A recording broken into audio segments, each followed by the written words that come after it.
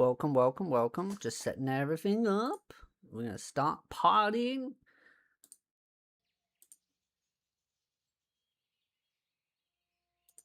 Just turn that off.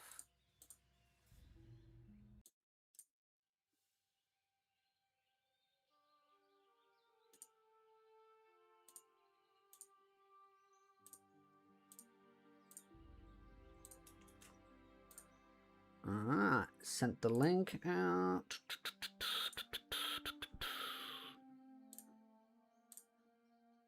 Jane Smoker Cat.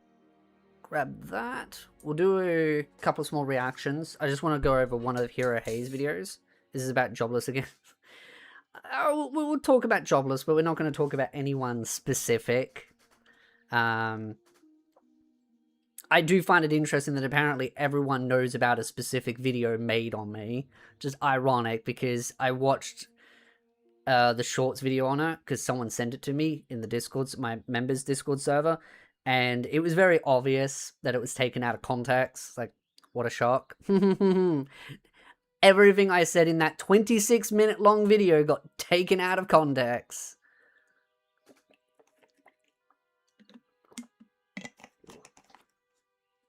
I mean, I'm not surprised. I mean, it's even funny because his own community is like, oh, he said this. It's to say, again, none of them can ever actually argue me in fair faith. But I don't really care to make a video on it. I mean, I've debated on it, but it's just one of those where it's like, if I make a video on it, it gives him what he wants. He then makes a reaction. He milks it. He doesn't care about the actual anime. He doesn't care about the truth. What he wants is he wants a reaction to farm drama. He did the same thing with Kaka, and what a shock. Kaka finally saw through it and then distanced himself from it, because it's like, yeah, that's what he does. That guy is a hater just pretending to like it to milk the show. Yeah, he is. He said years ago, the first ever interaction I had with him, he stated to me that he had never read the light novels. It was a public tweet. And then months later, after he got called out for it, he then claimed he had read it. He's not read it. He's just drama farming. He's realized he can get clicks from rage baiting Mushoku Tensei hate because it's a popular thing to do. And yeah, he's lying about me. This is the same guy that will beg people to go into his stream or beg himself to go into other people's streams so that he can debate them. But the first thing he does is just overtalks people and then lies. It's like, what a shock. Because again, my video is still there. It's 26 minutes long. You can watch it all yourself and criticize it based on what I said. But he didn't. He went specifics. So, I'm surprised actually a lot of people asked me about it, because I was like, I mean, for days, no one said anything about it. But I think because I made that tweet, people realized what was going on.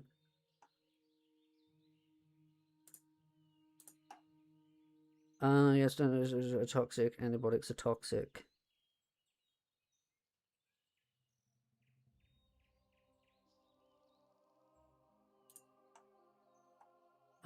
Just checking a couple of things. Because, yeah, I've been getting a lot of comments just hating on me. Realize what was... So, I mean, I watched part of it. I watched the shorts video itself. And I thought what was interesting was just the way, again, he was apparently getting timestamps from specifics from the video itself, which his video is 11 minutes long, my video is 26 minutes long, so he's specifically taking parts out of that entire 26 minutes, and he's just skipped into the 14 minutes, and that's where he starts, is right at the 14 minutes, and it's just like, okay, you start right at a specific point, which is, oh, Eris was the one that instigated it. It's like, yes, that is true. I'm literally describing what happens in the light novels and in the anime. But then he ignores the part previous to that statement where I'm talking about how, one, Rudy's physical age is below Rudy. And on top of that, his mental age, even from a psychologist standpoint, because I've spoken to psychologists about it, Rudy's mental age is below that of what people claim. Because again, Rudy is stunted. And on top of that, I said even before that, that again, it is fiction and not reality, and that you have to ignore some reality because, again, it's a reincarnation. Because the ultimate attack that people have from Mushoku Tensei is, oh, well, try and explain that into a court. Yes, I'm going to explain into a court that I'm a reincarnation from another world, and I'm dating a chick that's slightly older than me, but technically, apparently, in some countries might be underage. It's like, yes, fiction and reality, you dumbass. And hello, Tony. Hello, Razor. But I know a lot of people want me to cover it, but the problem is, as I said, what he wants is he wants a reaction out of me, and that's the same reason why Karkar ignores him now. Because Karkar's learnt now, finally, that all he's trying to do is twist words. Because I remember watching Karkar's video on it, and I watched like almost the whole hour long. I think I did watch the hour long.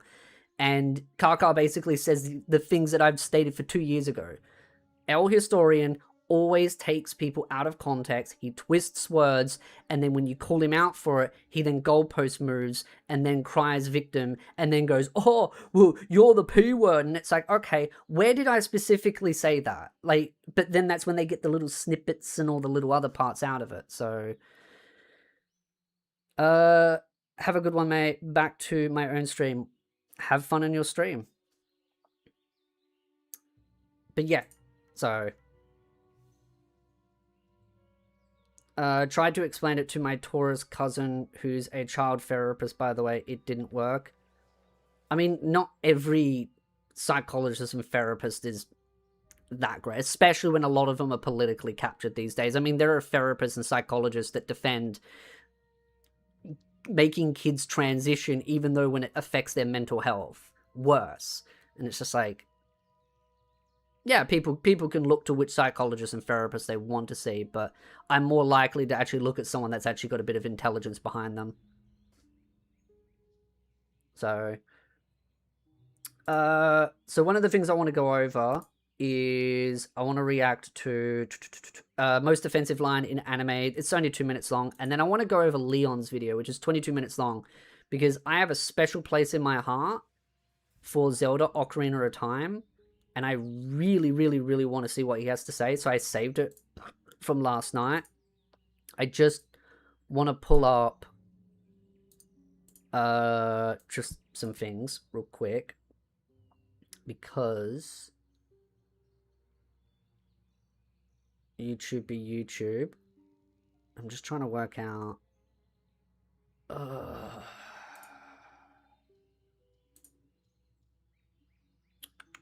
There we go.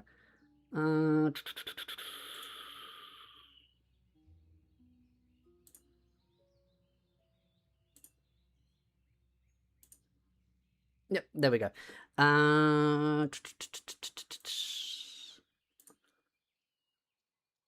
But it's one of the reasons why I don't necessarily want to make a video on it, because like I said, what he wants is he wants a reaction out of me.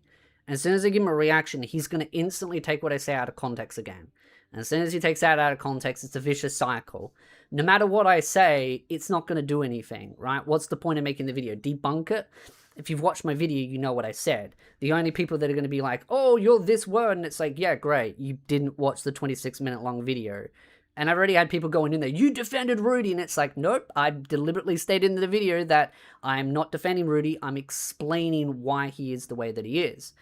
And so, it's already, people are taking me out of context in that comment because person jumps in, twists my words, and then sends an audience. So, he can try all he wants. At the end of the day, when people actually listen to what I say, they learnt that he's just a fraud. You can say he just wanted your attention. Yeah, he does. That's all he wants. So I just wanted to explain it before the stream. Well, before we get into the reaction stuff, because I know a lot of people are like, "Oh, what about that video he made of you, where he's calling you this and saying your defense?" It's just like, again, watch my video, listen to the entirety of it and the context, and then you'll realize that he's deliberately taking specific statements out of context because I'm explaining an entire story and breaking it into parts. And then he's just taking one specific section and going, look what he said here, and ignoring the rest of it. Because as I stated in it, his mental age is not that. But that's the thing, like, there's actually a meme. There is a meme that, I think someone posted, and I thought it was really good meme. I just gotta find it.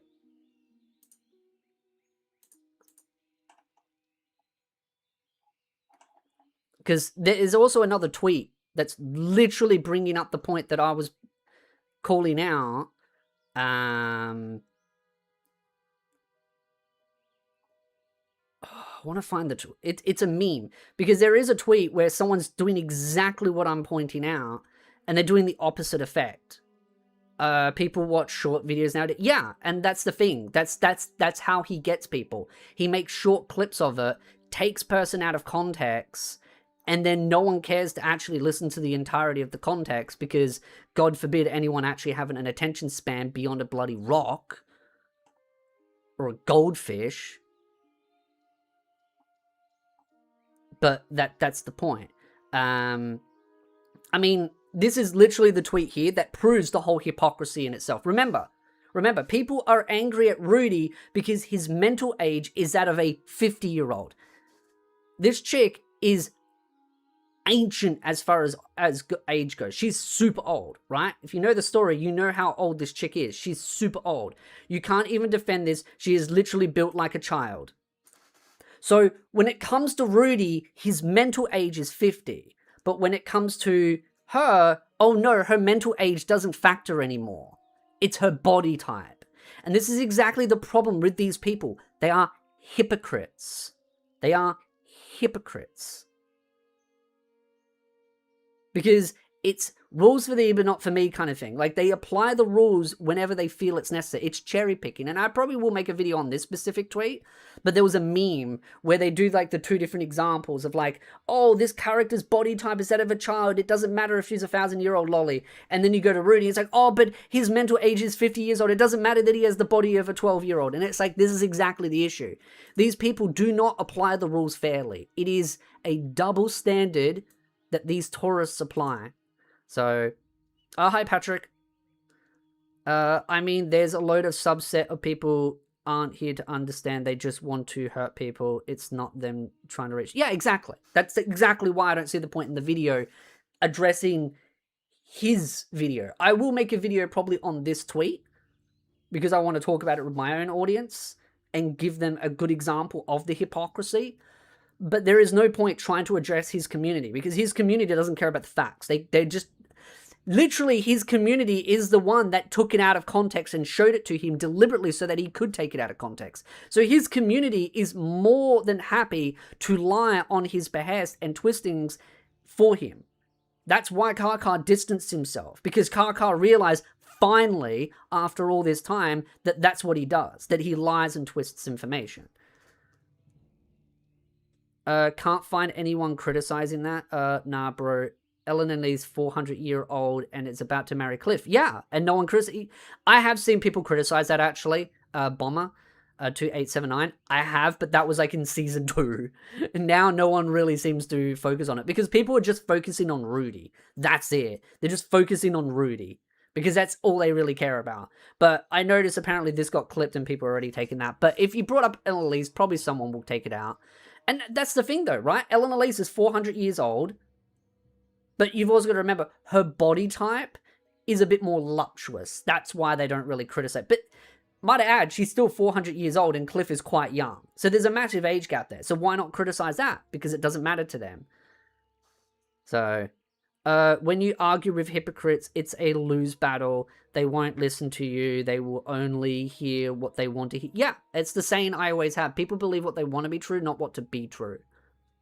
And that's why I don't bother arguing with idiots. It doesn't mean that I won't try and inform people on good argument points. Because I've seen so many people saying, oh, we're not defending Rudy. Neither am I. Rudy is a piece of shit in his past life. Let's be very clear there. Rudy is a piece of shit in his past life. But is there a reason why he's a piece of shit in his past life? Yes, there is. He's got trauma. Heavy amount of trauma. That's not defending it. That's explaining it. Right? He's still a piece of shit, but there's a reason why he's a piece of shit. And that's the problem with these people. You got to realize that these people are illiterate. They cannot distinguish the difference between explaining something and defending something.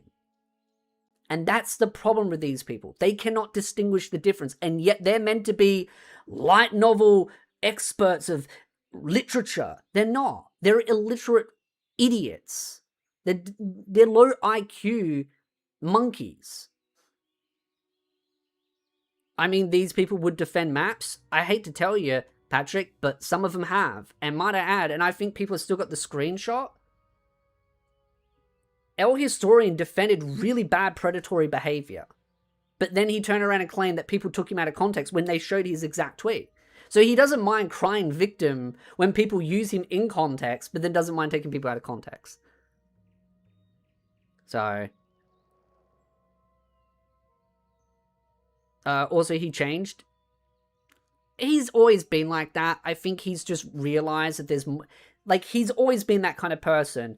But I think he was pretending to be a little bit more of a fan of things, and now he's kind of just taken the mask off and gone, oh yeah, no, I'm going to still pretend it, but I'm going to be very blatantly obvious that he shows that he has disdain and hatred towards this series. But he always uses the excuse, oh, I'm a fan of it. But he's not. He calls people the P word. He defends an article that calls the author the P word. But he's a fan of the series. He's a fan of the series. It's just everyone associated with it is the P word. How can you be a fan of something if you think the writer and the story is the P word? So, that's why, again, this is why it's important to gatekeep. Woo! There you go. Transitional to why gatekeeping is important. So,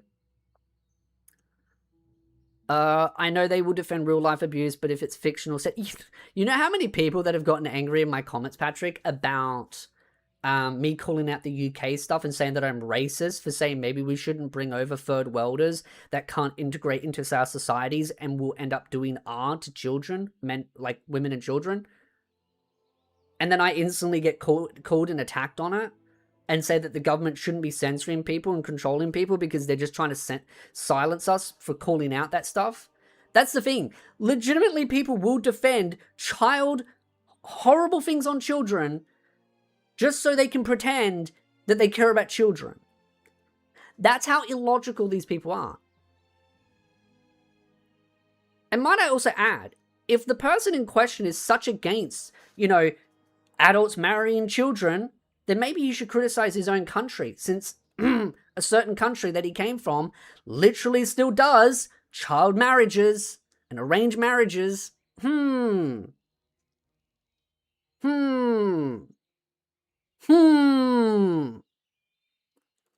don't see me defending that. It's why a lot of people don't like Indians. And no offense to I know some Indians that are really decent people that criticize their own culture and country, and that's why they got away from it. But there are a lot that still defend that deplorable crap that goes on. They die on a hill defending it. So... what gets me is I don't like Mushoku Tensei, never talked about it and moved on. Taurus literally want media they don't want or understand to change and then deny doing this. Yeah. And again, that's the thing. You don't have to like Mushoku Tensei. But the problem is, Tony loves Indians. Oh yeah, he does. He loves Indians. He loves when their feet get into the food. He loves it. Absolutely loves it. He loves that grotty, disgusting street food. He talks about it all the time. He's like, can't wait to have that succulent Indian food. But my Indian... Indians do make good food when it's done in a clean environment. To be very clear, there is some good Indian food out there. But my God, it's like people, right? There are some white people that should not be in the kitchen. There are some Indians that should not be in the kitchen. But it's just, when you see those videos, you're just like, it's horrible. As I said, I know some good Indians out there, and I know some bad Indians out there. It's the same with white people, right? I know some bogans out there and some decent white people. It's just, yeah. You can make good Indian food when you're in America. I mean, there's a lot of good Indians over here that make good Indian food. If you go to the right places, there's a good, like, curry stores and all that they run, and they're really good. It's just, you got to avoid the bad ones, like the street vendor style ones.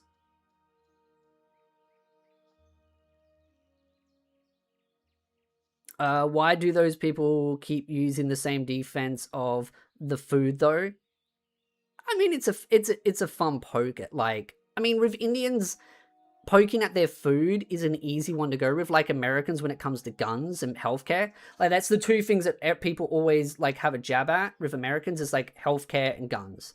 Canadians, it's like the one they go with is the healthcare with, like, oh, you stubbed your toe, oh, do you want to be euthanized? It's like that kind of thing, right?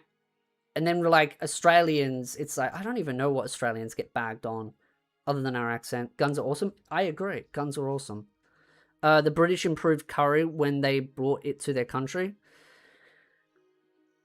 Yeah, I think British have some okay dishes when it comes to their food, but there are some food in the UK that's just like, my God, is it horrible? We need more guns in the US, by the way. We need more guns in Australia. It's actually funny, after COVID, gun ownership skyrocketed. Oh, I mean, like, the leftists be like, but the food is good. I think it's because it's like the only thing they can run. Because that's the thing, people either bag on Indian food or they dunk on the Indian food because of the whole curry thing and all the spices. And Indians do have good spices, right? I mean, during, those periods of time, they were part of like the Silk Road period, right, where they traded all that kind of like silk and spices. So they have a rich culture when it comes to silks and spices. So that's why India has that deep, rich history of spices and food. But because of how I feel like India has become so overpopulated, they haven't been able to maintain their standard of living, and it's declined because they've overpopulated. So you have those issues with street vendors. But you got a lot of the left that are like, but Indian food's so perfect. And it's like, yeah, but if you import too many Indians, they force their culture. It's like Muslims, bro. Like, it's fine to have their culture, but I don't want to erode away someone else's culture in the process. British food better than Indian food? I'd say Australian food's better than British food, which is better than Indian food. Because us Aussies, we have our chicken salt. They do make some good spice. They do. It's because of that rich culture. And India does have some great culture. It's just, again, just because they have a great culture doesn't mean they're immune to criticism. It's the same with America. America has great culture. They have a lot of great things about them, America does. But it doesn't mean that they are immune to criticism. The same with Australia, right? We have a rich, deep, great culture. We have many great things over there. The great Australian Emu War, right? We don't talk about that war, okay? But that doesn't mean Australia doesn't have its issues either. Freaking chicken salt? Chicken salt. I got chips and they put barely any chicken salt on it. That's why now I need to buy some chicken salt. I know American cities are awful, never visit. I mean, you go to New York City, that place is like criminal haven. So there are some cities in America that are pretty bad. So Jane Smoker Cat is in the news once again, and this title's Tony's favorite anime. He loves this anime. It's his favorite anime. He's like, oh my God, I can't wait to watch this cat take a puke on my face. Great. Its title Or a dump on my lawn. Reads, can't wait for the AI to make these translators on-jobbed. On-jobbed. What's with the phrasing? Well, take a look at this. From episode 4 of Chainsmoker Cat, they decided to put in the subtitles, is dominated by the unhoused. And apparently, even in Japanese, they're saying homeless. But the Western translator... Yeah, that doesn't even really make sense. Is dominated by the unhoused. Be homeless. is all like, oh no, we can't. That's why I live in a small town. Yeah, I mean, I don't like living too far out into the country, because out too far out in the country, it feels too lonely. But then too far in the city, it feels too busy. The only thing I like about the city is if you live in a high location, right, in the city, you get to look at the street lights and all like and I like the glimmer lights. I only say that because whenever I had to go in for hospital for surgery, the ward that I was always in had a view to the stadium and the oval, and the lights would glow all during the night, and it was just like mesmerizing. I'd just lie in bed looking at it. So I like the city lights, but I don't live in the city, sorry. But I remember that, and I remember the nurse would come in and she'd close the window, and I'd just be like, open it. And she'd just be like, why? And I'm like, because I like the lights. When it's daytime, close it. When it's nighttime, open it. I like the lights. But the noise, that's the only downside about the city. But I like the towns areas. I don't like too quiet, but I don't like too busy. It's got to be a balance. Still haven't checked out Chainsaw Cat. Is it worth watching? No, it's not actually worth watching. It's really degenerate bad. Oh yeah, I have to watch that episode. I see they ruined the subs. I mean, tomorrow I'm doing a watch party. So on my Discord server tomorrow night, I'll be doing a watch party. I probably won't be watching Chainsmoker, but we'll do the next Mushoku Tensei episode. And I want to watch the next free episode. I want to watch the 3 episodes of Ghost in the Shell, the new remake for it, because it's really good. So I want to watch those 3. And then I might watch a couple of other animes. So if you do want the watch party, which will be tomorrow night around this time, like in an hour tomorrow, then definitely consider. But that's a members only thing, so. Can't say homeless. That's offensive. We have to change that to unhoused. The OP further writing, to add insult to injury, Japanese character actually pronounces quote-unquote homeless here, as they like to insert English words here and there, yet the translator felt obliged to use a politically correct term. In the top response to the OP reading, you can't even say homeless now, lol, at the state of the world. That's the problem with the left. They ban every word. This is the thing, they are professional victims, right? So they need to find a new word to be offended by. That's the issue with the left. Oh, they've found like 100 new words to be offended at? Not enough. Need another 100 more. It's never enough. It's supposed to be degenerate. It's how realistic depiction of addiction. Nice thing it is. I mean, yeah, it does a realistic form of addiction. I heard Monta Sensei likes Chainsmoker Cat. I don't knock anyone for liking it because it is kind of like so stupid that it's kind of funny. But I don't really like poop and vomiting in shows, really.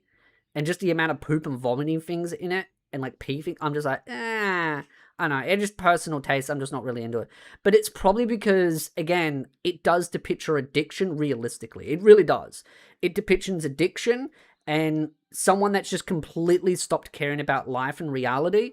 And the thing is I knew a lot of people in real life, probably still technically do. I knew a lot of people in real life that are very much like Chainsmoker Cat, but even worse. My uncle, actually, it's a good example. My uncle was a raging alcoholic and a constant smoker. And when we had to clean his house after he passed away, holy shit. We had to open the windows for like the whole day to just let air in so that we could actually breathe in there. Like, we wore a mask just so that we wouldn't get all the crap. Like, it was that disgusting. His house was that degenerate. It was worse than what Chainsmoker Cat is. Like, his entire couches were just covered in like tobacco and vomit and like piss, and it was like disgusting. His house was absolutely putrid. Like, they had to rip up the carpets and replace them, repaint everything, sealing everything, like a full scrub, like professional clean. Like, he was living like that. His food was, the food in his freezer had never been eaten, that it went white. That's how long it had been in the freezer for. That it would have, if you ate it, it would have killed you within the day. That's how bad he lived. So I've seen people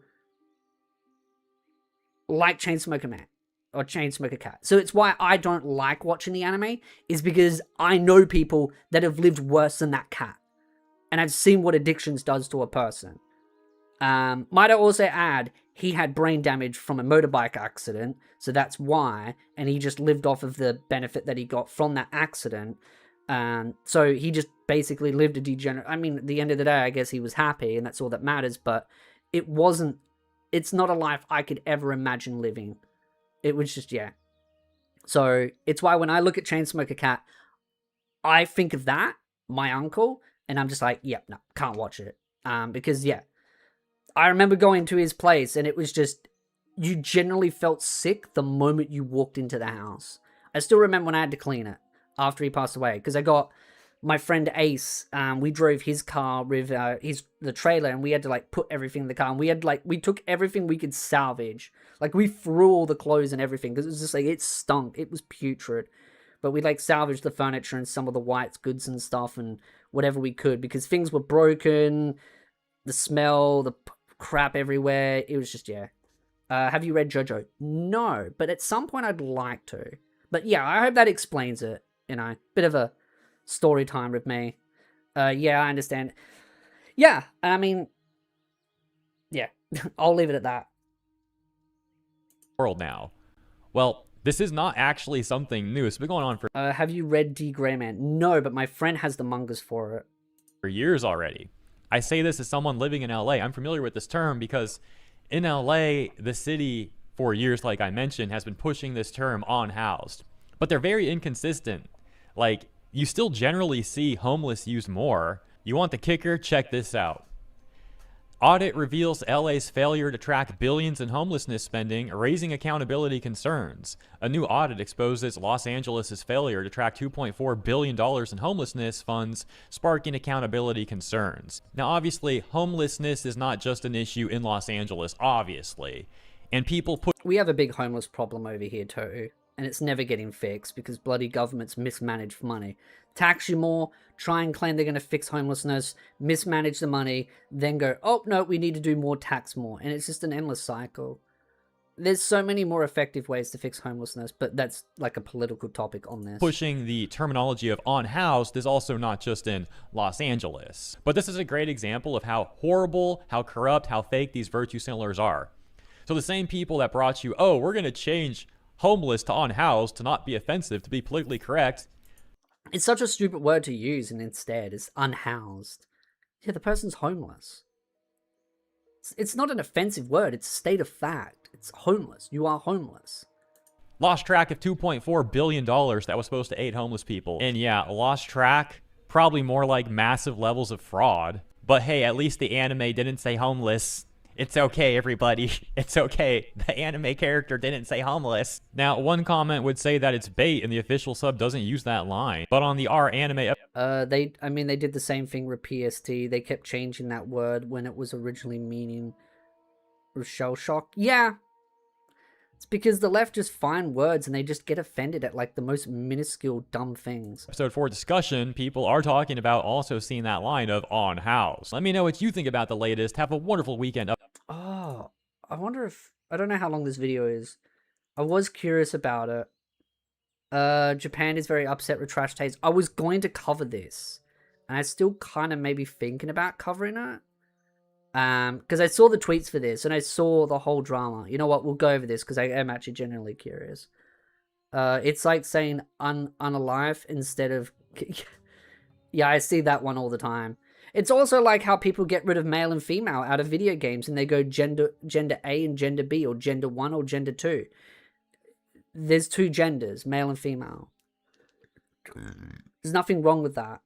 Which, by the way, denying that there are two genders denies a trans person being able to be that other gender. So in and itself, the left are transphobic. Just saying. And I know that because I know people in the LGBT community that point out how transphobic a lot of leftists are when they try and change the two genders thing and they deny it. Because they say themselves that in itself is transphobic. So I just think it's funny. Because I know people in the LGBT community that hate the whole leftist movement. People in Japan are calling out the Trash Taste podcast. You know, you got Giga. Yeah, body type 1, body type 2. I hate it. I think it's so stupid. Just call it male and female. Stop being a baby. C-Dog VA and Joey the Anime Man. And this controversy... Oh, this is going to turn into a rant for me, because I'm like... Giga has changed so much. I feel like Giga has become so corporatized. And I always notice on their table, they always have figures and they have the labels on it. I believe they get sponsored to put those figures on the table. I'm pretty sure of it. They're like product placements. I can tell you so many stories from gay people. So can I. I train with a gay person in my dojo. Super nice guy. Love him. Love him like a friend. Super nice guy. We have so many fun conversations. He always, helps me out. Super nice guy. And he just seems normal, right? And a lot of people that I know that are gay hate the whole LGBT community movement, right? Because it's been hijacked by psychopaths and predators and all the rest. Like, there are genuine trans people that just don't feel comfortable in their body, so they transition. They feel comfortable in that body, right? And I respect their pronouns. but it's my choice to respect those pronouns. But there are a lot of trans people that you know that aren't doing it because they want to transition, because of their comfortableness, but they're doing it as a way to be a predator, to try and force themselves into the opposite, bathrooms, or be a creep about it. And it gives a bad image to genuine people out there that are gay, bi, lesbian, trans. Like, there are good people out there, but all those people get so much hate now because of all these bad actors, because of this stupid left movement. And that's why I get frustrated. And trust me, there's a lot of, gays and lesbians and bis and trans people that watch my content and that understand that I don't hate them. I hate this movement. I hate this activism that goes on. That's what I hate. You can tell the fake trans people because they won't change their voice. They'll act like, yeah, trust me, yeah. You can tell from the way they think as well and the way they behave, real trans people to those that are just trying to use it as an attention seek. Like, look at all the parents that are like, my kid wants to be trans. And I'm like, dude, the kid doesn't even know bloody what toy it wants to play with in the morning, whether it wants to play with its Superman figure or if it's bloody Iron Man, Superman. Yeah, it's Iron Man figure or if it's Superman figure, right? It's like, it doesn't know what toys it wants to play. And you think it knows what gender it wants to be? It's like, these kids don't even know what jobs they want to be, let alone what they want to eat in the morning or something. And they're like, oh, this kid knows what gender. It's just like, because they want to use their kid as a social media prop to then prop them up and go, look, my kid's special, give me attention. It's why it's dangerous. Because they do. They trick their kids. Kids don't even know how to use the bathroom yet. Kids don't even know how to wipe their own ass. And these people are like, my kid's trans. Like, no, it's not. You're a predator. Can't decide between DC and Marvel? Exactly. If a kid can't decide between DC or Marvel, they're not ready to decide on their own gender. They've got to work out which one they like more, DC or Marvel. To be honest, I feel both are shit at this point, but they both used to be good. Back before all the activists got involved. Controversy specifically involves Joey, the anime man. We'll play the clip. It's about a minute and a half long, and you can see that there's subtitles on here, Japanese subtitles, because again, this has been going around Japan.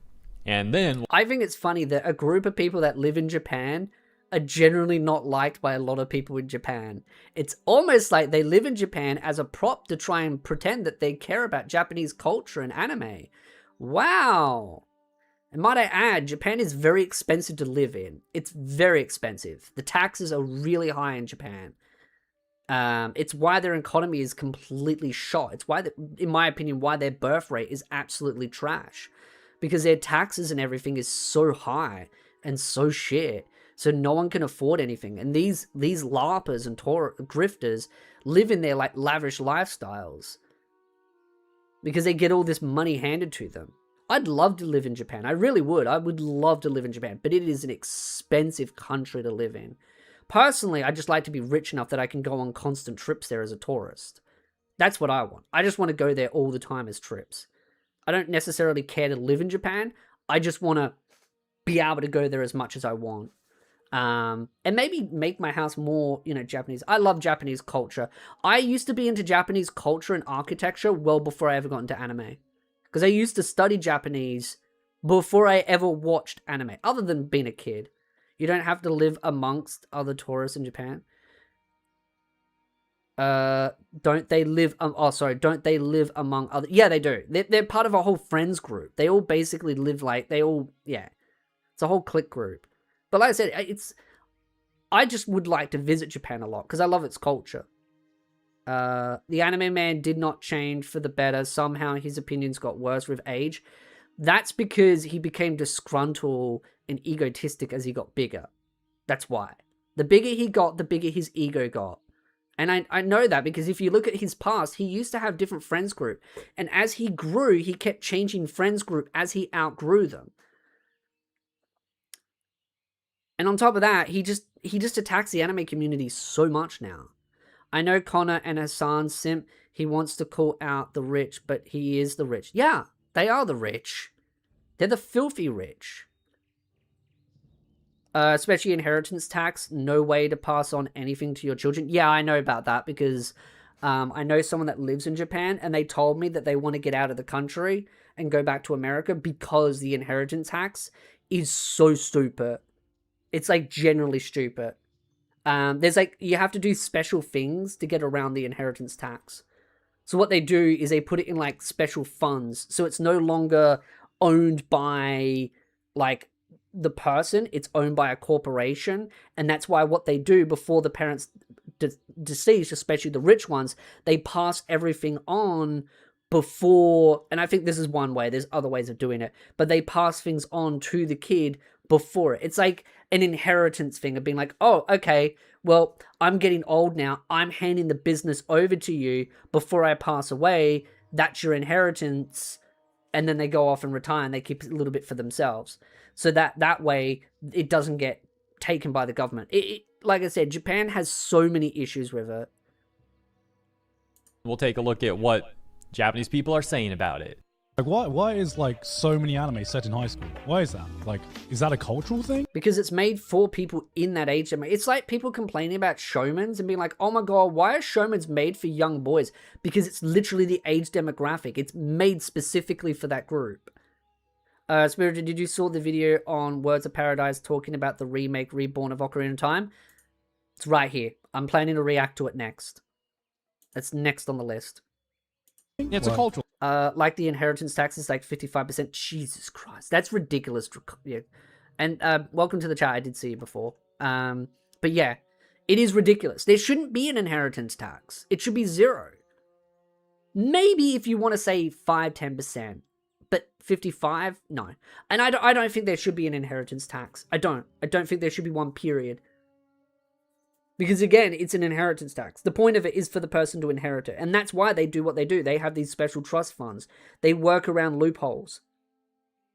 Because again, it's just a system to steal things. It's like, oh, you have this house? Oh, no, it's all gone. It's just like, steal everything. That's why everything's so expensive. Because no one has anything. No one can own anything except the mega wealthy who have special systems in place to bypass that inheritance tax. Most people that are poor or in the middle class don't have enough money to have special systems put in place to bypass that 55%. Taxation is theft? I agree. I do believe in some taxes, but I think taxes have gone too far. I think taxes are way too far. I think inheritance tax are evil. I do. I think inheritance tax should not exist. That is a tax that really makes no sense. Don't pay taxes if you can avoid it. Yeah, exactly. And it's funny because the left love people paying taxes, but then they don't want to pay taxes. Thing. Why so? It's because it's, for a lot of people, like high school is kind of seen as like this basically like golden time.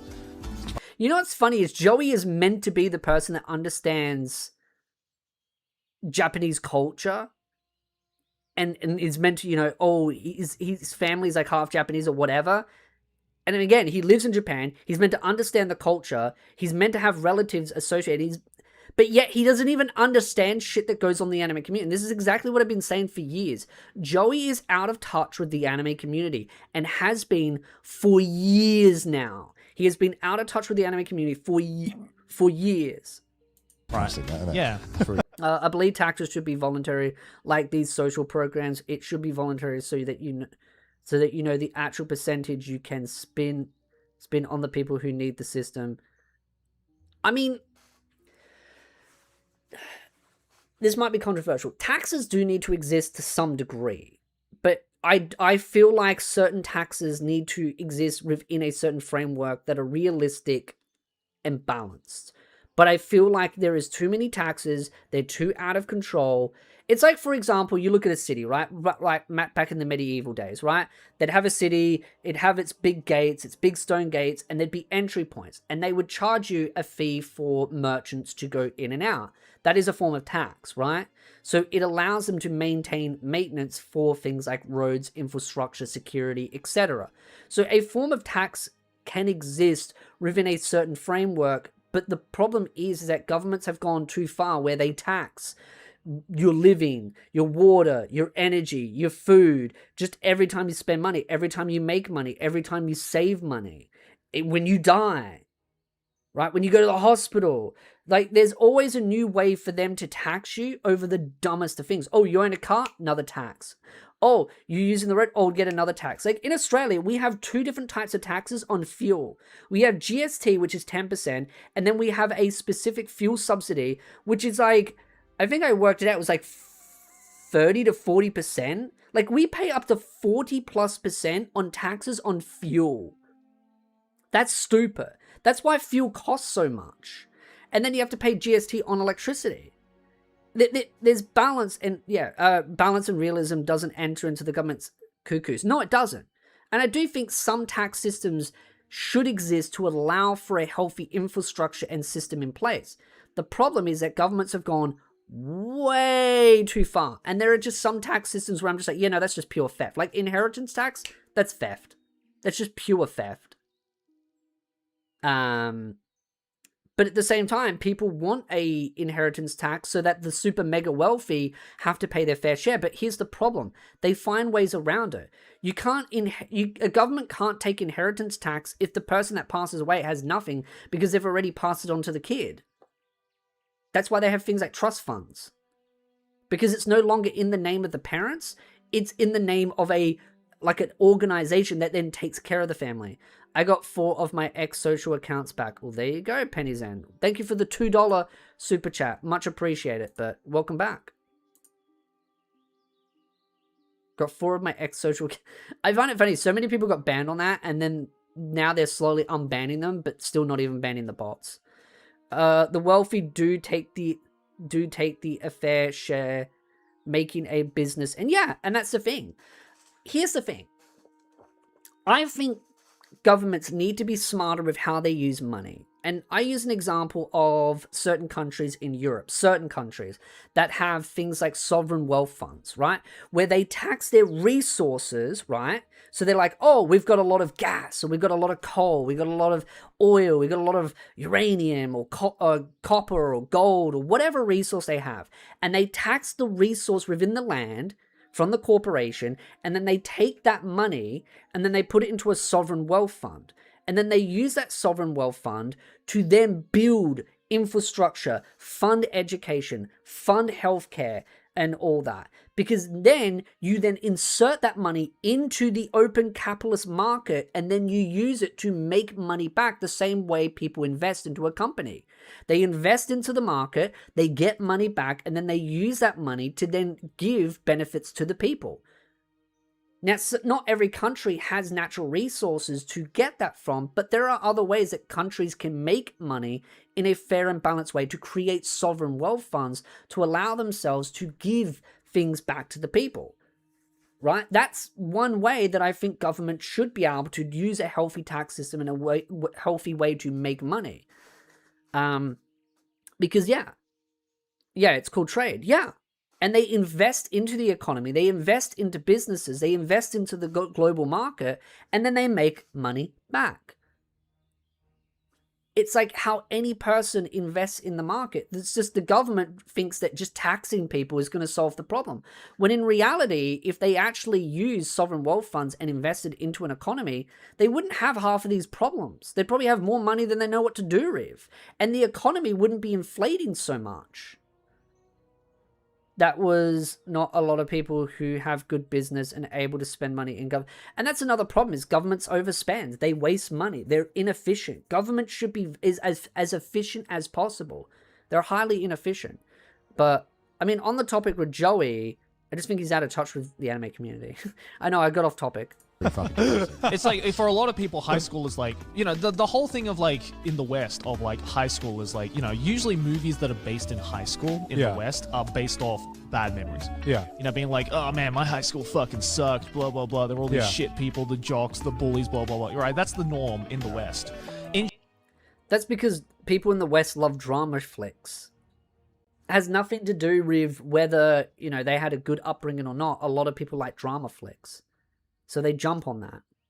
The reason why Japan watches, and might I add, a lot of those drama flicks are watched by older people because a lot of them are older actors. But with anime, a lot of people that watch them are younger people. They're teens.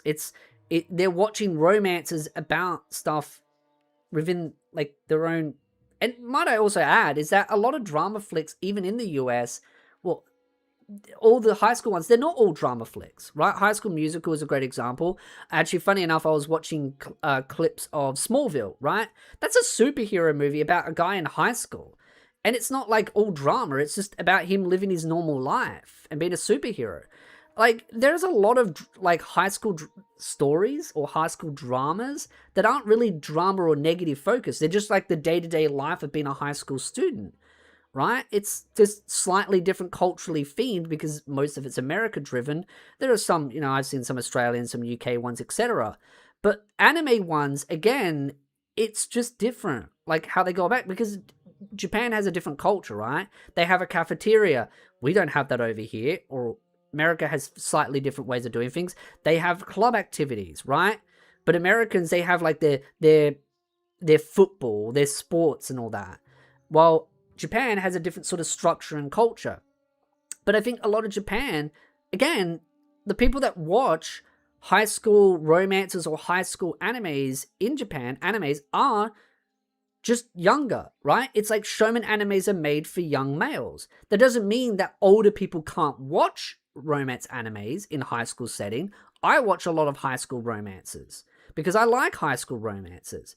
But I don't watch it because my high school was trash, even though I definitely had some fond memories and some shit memories. But I don't watch it because I had a shit high school. I watch romance animes because I don't have a fucking romance life, so I like to live my life vicariously through romance animes. But at the same time, I also just like romance animes. I do just like them. So I feel like Joey's trying to paint this image of Japan culture bad because they need to latch onto this escapism. And sure, some people go to escapism. You look at isekais. People watch isekais as a form of escapism. But that's not the case for everyone. And I think he is just generalizing so much on Japanese culture. So, I don't know. America has a cafe and clubs group. Yeah, they do. But Japan has it, like I said, slightly different. These people are pointing out Japan like they are outliers, so every entertainment have high school setting. Yeah, they do. Every entertainment has high school settings. They're just slightly different, right? Different coat of paint, right? Little differences. But, I mean, yeah, people use shows as a form of escapism, sure.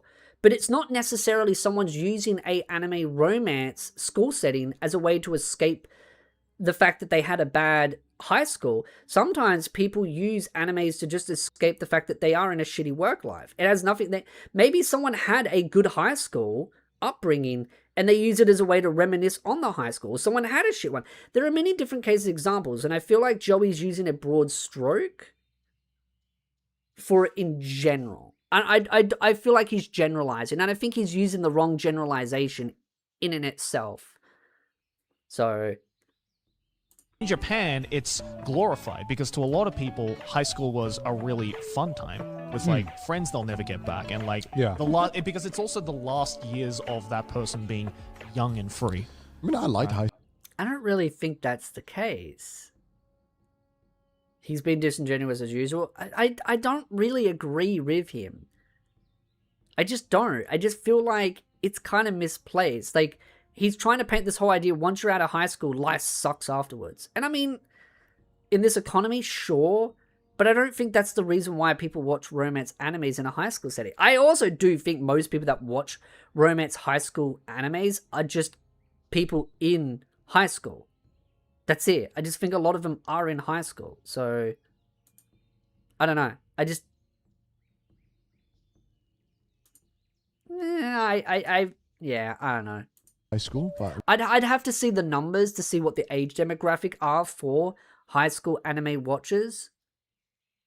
But I don't think most of them are adults. I think a lot of them are probably teens, just like showman animes. wouldn't say that. Agretzko, the new season. Oh, was yeah? good. That was good. Like, very refreshing. Yeah.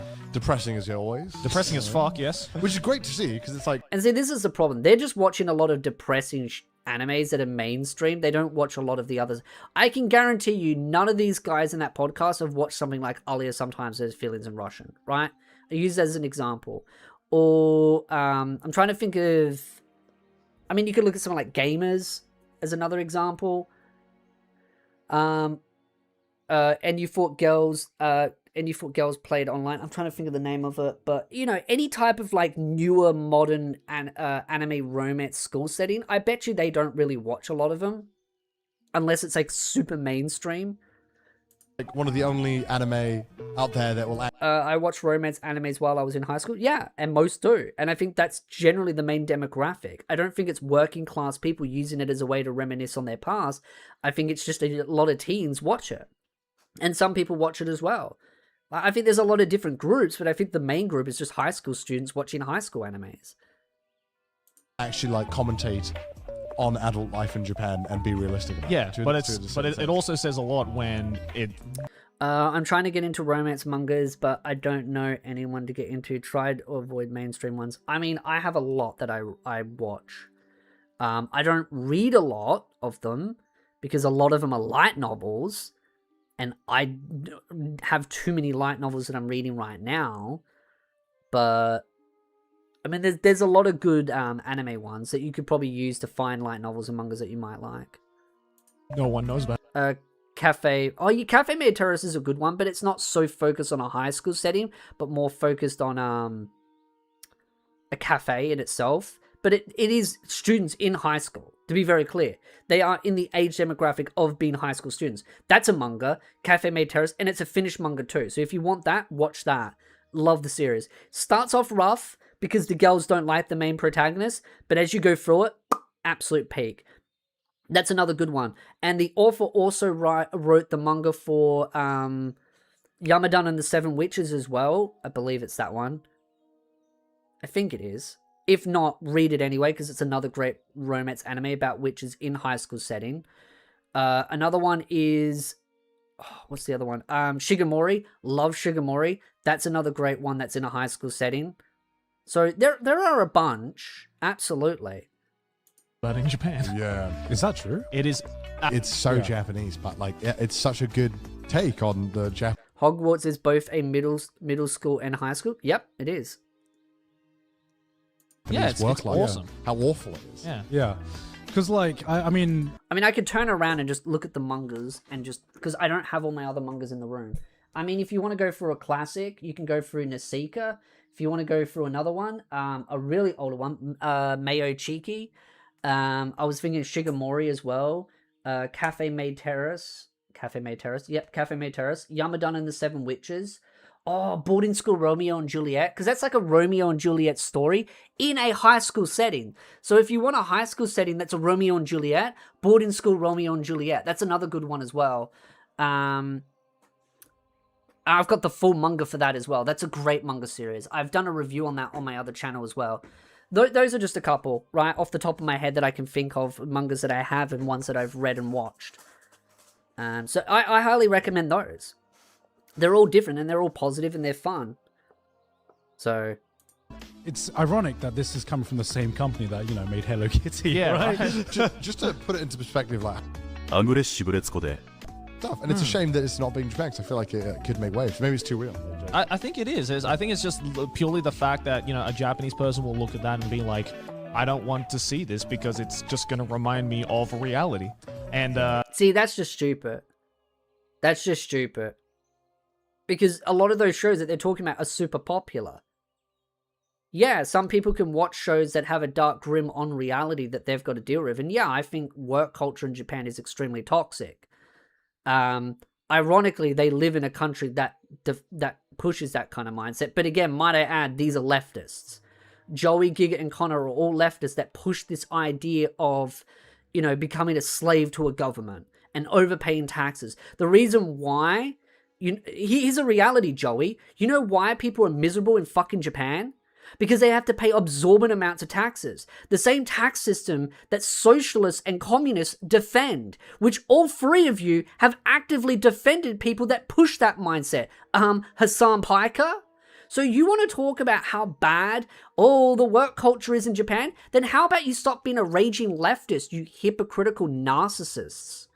All three of you are whinging about a system that you yourself actively vote to allow to continue.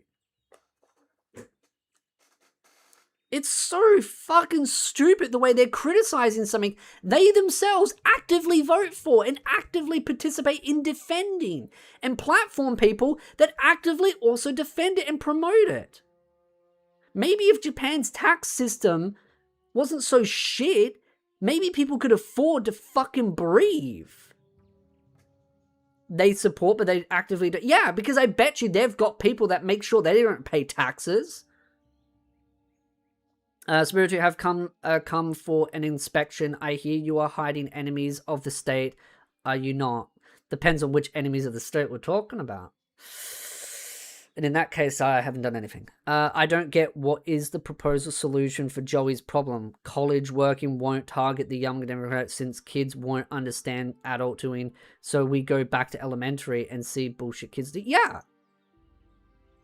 And I mean, a lot of the reasons why people love watching those is because, yeah, one of the reasons why I love anime is because it's pure. It's not politicized or weaponized in a Western standpoint. It's not just a Japan issue. I can honestly say every country right now is dealing with the rampant inflation. It's awful. I agree. Overtaxation, overspending within the governments. I mean, I just look at my own government.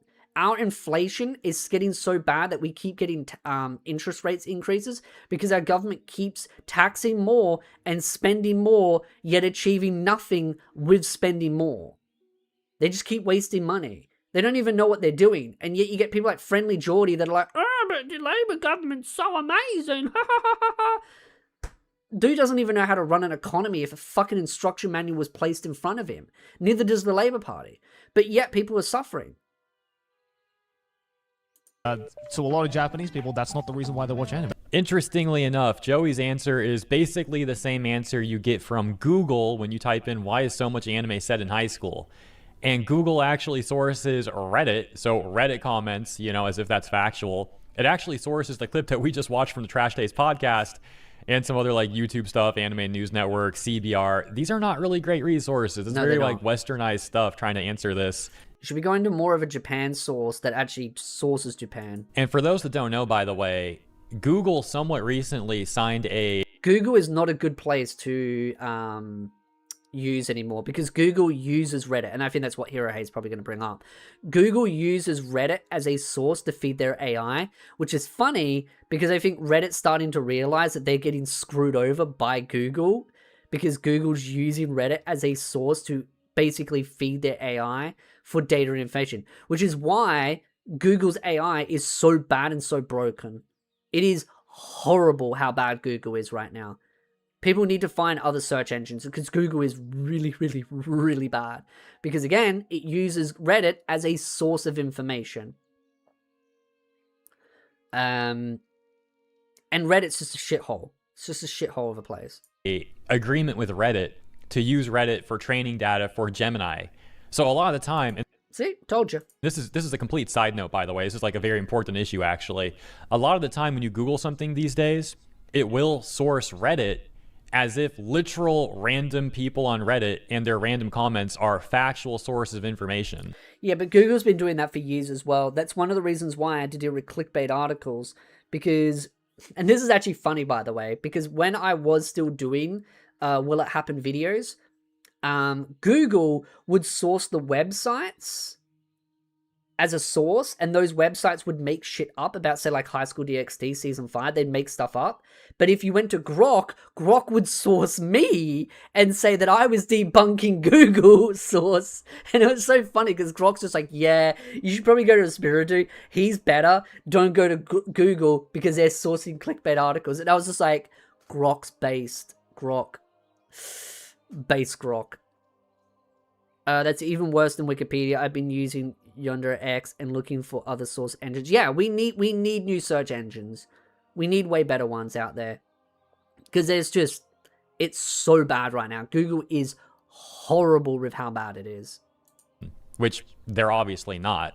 Now, that aside, I went to the source of this clip, and that clip's actually from a 4-year-old video that they posted, so I don't know if their opinions on this has shifted or not. Nevertheless, it's in the news again now, so let's take a look at what Japanese people are saying about that clip. This account, Masaru, going on to summarize the clip that we just watched, And you To be honest, they saw so many old posts from Trash. That podcast has been the worst thing for them.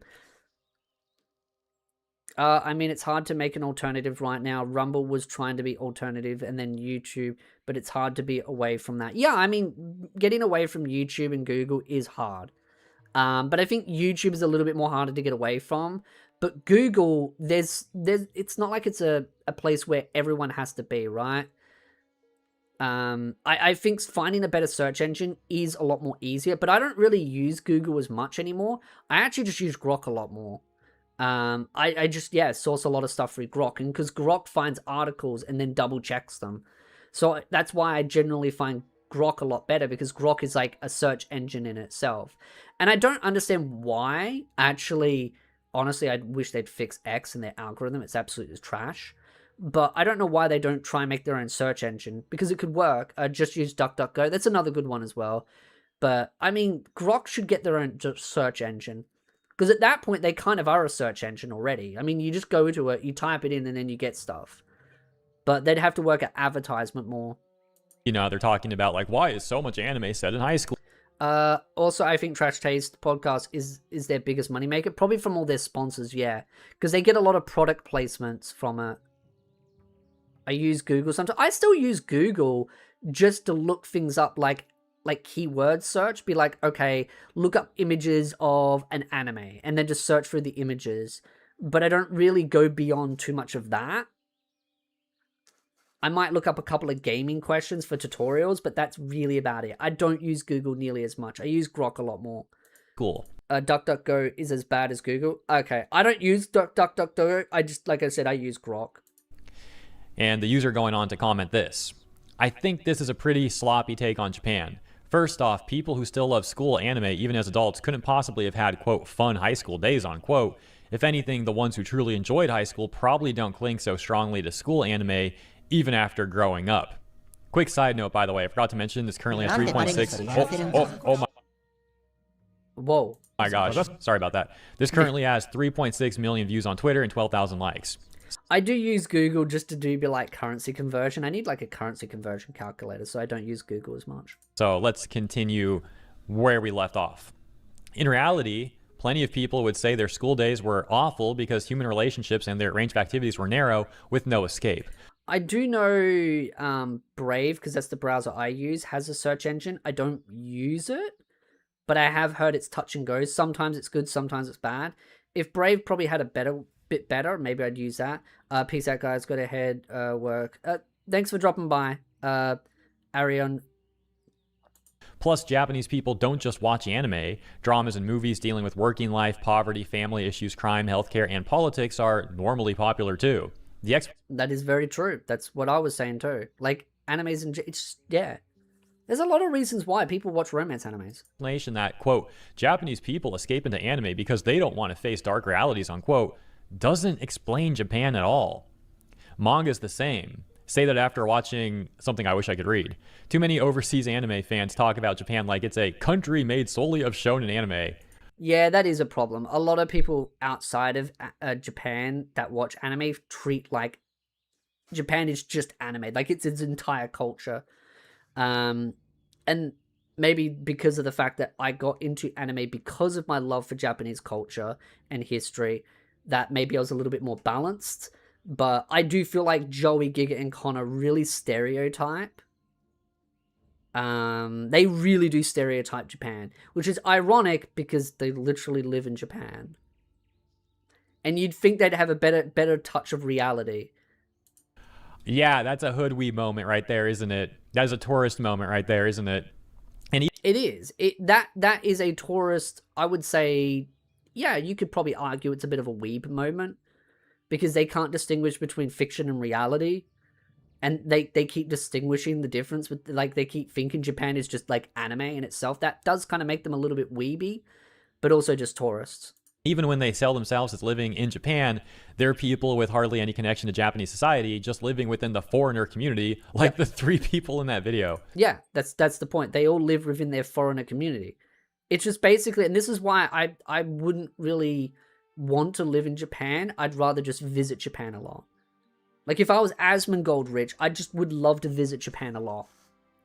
But that also being said, if I was rich enough, I would love to invest into some studios to protect them.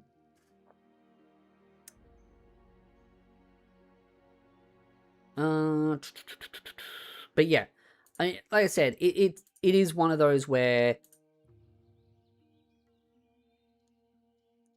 I feel like they live in Japan, but they're still so out of touch with it because they live within an isolated bubble within Japan. And because of that, but it would be awesome if I was like Asmongold rich to invest into some like anime studios and stuff. So that way you can protect it from these foreign investors and shit. But I am not that rich. I am just a humble, simple little AniTuber growing from calling out tourists and grifters. Living in Japan and understanding Japanese society are two different things, right?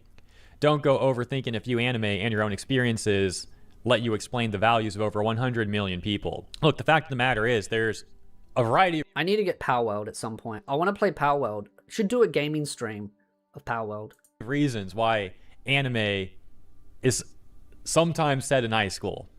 And one thing that people haven't mentioned yet is it is a narrative device. This is not... Yeah, it's a narrative device. It's an easy narrative device because it's a school setting. It's a preset environment. Work environments aren't as easy to attach to because there are so many different work environments. Yeah, a lot of people remember high school, but it's an easy narrative that everyone remembers, whether it was good or bad. But I feel like Joey, Giga, and Connor are stereotyping it. If I were Asmongold rich, I'd build my own animation studio in my state. I would invest into one and then steer it in a good direction. Because that's an easy way to get your own anime studio, right? Animation studio. You invest in one and then buy parts of that company, and then you get on the board, and then you can steer the company. Because then you don't actually have to build one. You just are part of the board, and then you can steer it in a good direction. Take one of your favorite studios, you invest in it, you then make sure that they get good wages and they get good, healthcare, all the benefits and everything. You make sure they're taken care of, and you make peak anime. And then you still get investments back, and then you use that to continue funding good animes and projects. It's an endless, goodless cycle. That's why, yeah, if I was Asmongold rich, I'd absolutely invest in like some anime studios and try and like steer them in a good direction and protect them from these activists. Not the case. But to do that, I would need to be a lot bigger as a content creator. How good are the Power World mods? I don't know, but I've seen like Cine play it, and it looks really fun. I'd rather start my own, so could make my own ideas. I mean, yeah, that's your choice. I just approach it from a different angle, right? Take something pre-established and remold it into something good and better. So essentially buy company control and make peak anime. Yeah, that's what I would do. If I was Asmongold rich, I would buy my way into a company and change it for the better and make it bigger, better, make more peak anime, and make sure they're like top tier. While also taking care of the people working there. And you still take some profit, because that's how businesses work, and then you use that to continue investing more anime. You make money, you spend more money, you make money, you spend more money, and you make sure you take care of your workers. All the time, like I said, it varies, but one example is it being a narrative device. And what I mean by that is having a younger character means that character doesn't have as much history. Now, of course, there's caveats to that too. You could find a young character that actually has a very complex history or a traumatic history, but there's times when a character is used, and it's specifically a young character is used rather, because they want to start with somewhat of a blank slate and tell the story from there. So that is another reason why you might see this happening on occasion. Also, the school setting is a very easy way to introduce multiple characters, obviously, so that's another reason too. My point is, like I said initially, there is a variety of explanations for this. It really depends on the nuance around the story that's being told. And in the responses, people also pointed out that anime is not the only medium that uses high school as a setting, and Western media actually does that somewhat frequently as well. So, that is, of course, also true. Legendary Drops, the man himself, also chimed in on this clip. He wrote, "I'd assume most anime is in a high school setting because it's predominantly made for 18 and under. That's what I said as well. Like video games, while adults take part in it, the vast majority of the stuff is made for kids. I don't think it's as deep as not wanting to face, quote, Japan's dark reality, unquote." Another Japanese user would also comment on the Trash Taste clip. Let's see what this one says. The reason there are so many school life stories in Japanese content is that it's a shared experience among Japanese people, but for Americans who face a crazy education gap and end up with totally different school lives depending on income or race, that just doesn't click. It's the sad reality of an educationally backward country that can't grasp the phenomenon of, quote, public education becoming a shared national experience, unquote. Similarly, we've got this take that says the reason there are so many high school settings is that high school is the last shared experience we can reasonably expect from readers. Anime is made for kids. Show the guy Berserk. I mean, again, not every anime is made for kids, but there are a lot of animes made for teens and kids. And that's the biggest factor. Quote, it's high school that's shown the brightest, unquote, is, well, not quite right, is it? If anything, for the otaku types, there are way more people who really come into their own after becoming working adults, freed from the shackles of money and obligations. I do wonder how accurate that translation was, specifically near the ending. And this explanation reading, it's because more than half of Japan's anime industry essentially belongs to the manga industry, and the best-selling genre in the manga industry is shonen manga, right? And lastly, this one with a variety of quotes that says, to put it bluntly, I can write about high school without research because I experienced it and remember it, so it's easy. That is true. I can skip explanations since there are so many parts that are common knowledge. That is very true. It's universal knowledge. It's like trying to write a story about a workplace that's in a specific area, whether it's like a hospital, right? You have to explain a lot of little things that people might not know. Schools is universal. Everyone, generally speaking, went to school unless you're homeschooled. So it's a much more universal experience. Oh yeah, here in the West are tons of high school themed shows, at least the progressive teens from high school. Yeah, they are. So I don't get Joey's point. Joey's just trying to sound like a pseudo-intellectual and failing at understanding the very basics. It's more fun to write about spry young people. It's because of conveniences like that on the author's side that there are so many of them. By the way, I have zero desire to go back to high school. I don't want to do boring studying. You know what? Yeah, I don't want to go back to high school, but it doesn't mean that I don't like Japan high school anime romances. We're so close to the 8-minute mark. Let's take a look at one more response. We've got, you don't understand a thing, do you? The vast majority of what they call anime are adaptations of manga. So where are those manga published? Most of them are in shonen manga magazines. It's something you'd figure out with a simple search. They're just... Yeah, but you're asking Joey to know what's going on in the anime community. The dude is so out of touch with the anime community, it is not even funny. Like, Joey is massively out of touch with the anime community. He is just simply jumping on the next trend. That's why he keeps making AI videos. And a great example of that is... this one here. I actually have Joey's channel up because I was going to react. But if we want to go through his videos, let's look at how many AI videos he's made. AI. AI.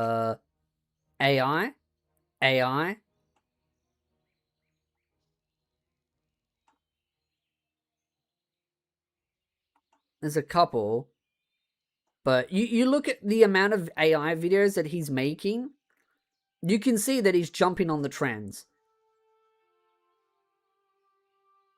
And that's why I've been saying for a while that Joey's generally just kind of jumping on trends. And that's been his new trend, like 2 weeks ago, AI, and that's why I was seeing if it went back any further. But the last 2 weeks, he's made a bunch of AI videos. Because it's the new cool thing to kind of dunk on, right? And I expect him to make more AI videos because that is the talking point, right? Joey just jumps on whatever's currently popular within that talking frame of that period, jumps on it and goes, oh, I'm going to be part, but he doesn't really understand any of it or cares to understand. He's just trying to jump on a trend. Just ignorant, yet they're getting all drunk on their own ideas. And that is a good point about Joey being out of touch and jumping on things. He likes to jump on mangas before they become an anime, just so when it becomes an anime, he can say, see, I read it before it became an anime, like it's a bragging point. It's like, that's great. Would you like a medal on your chest for that? Like, okay, cool story, bro. It's like light novel readers, right? They love to brag that they've read the source material. And I like to talk about the source materials for stuff because sometimes it's fun, but I don't use it as a measuring stick to be like, oh, look at how amazing I am. I'm so much better than you because I've read a light novel of the series.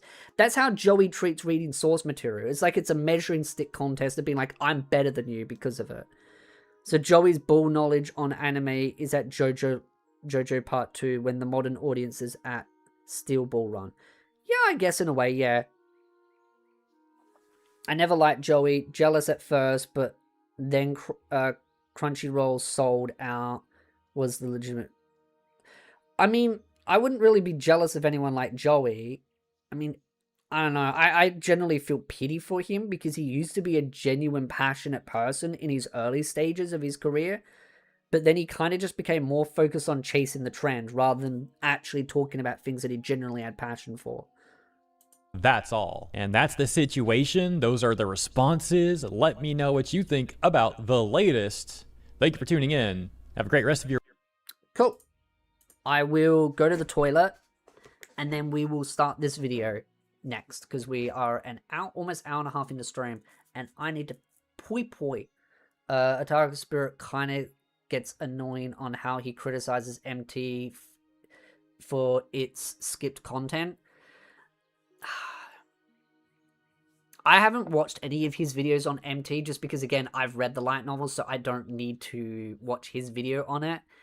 But I think the anime's done a great job.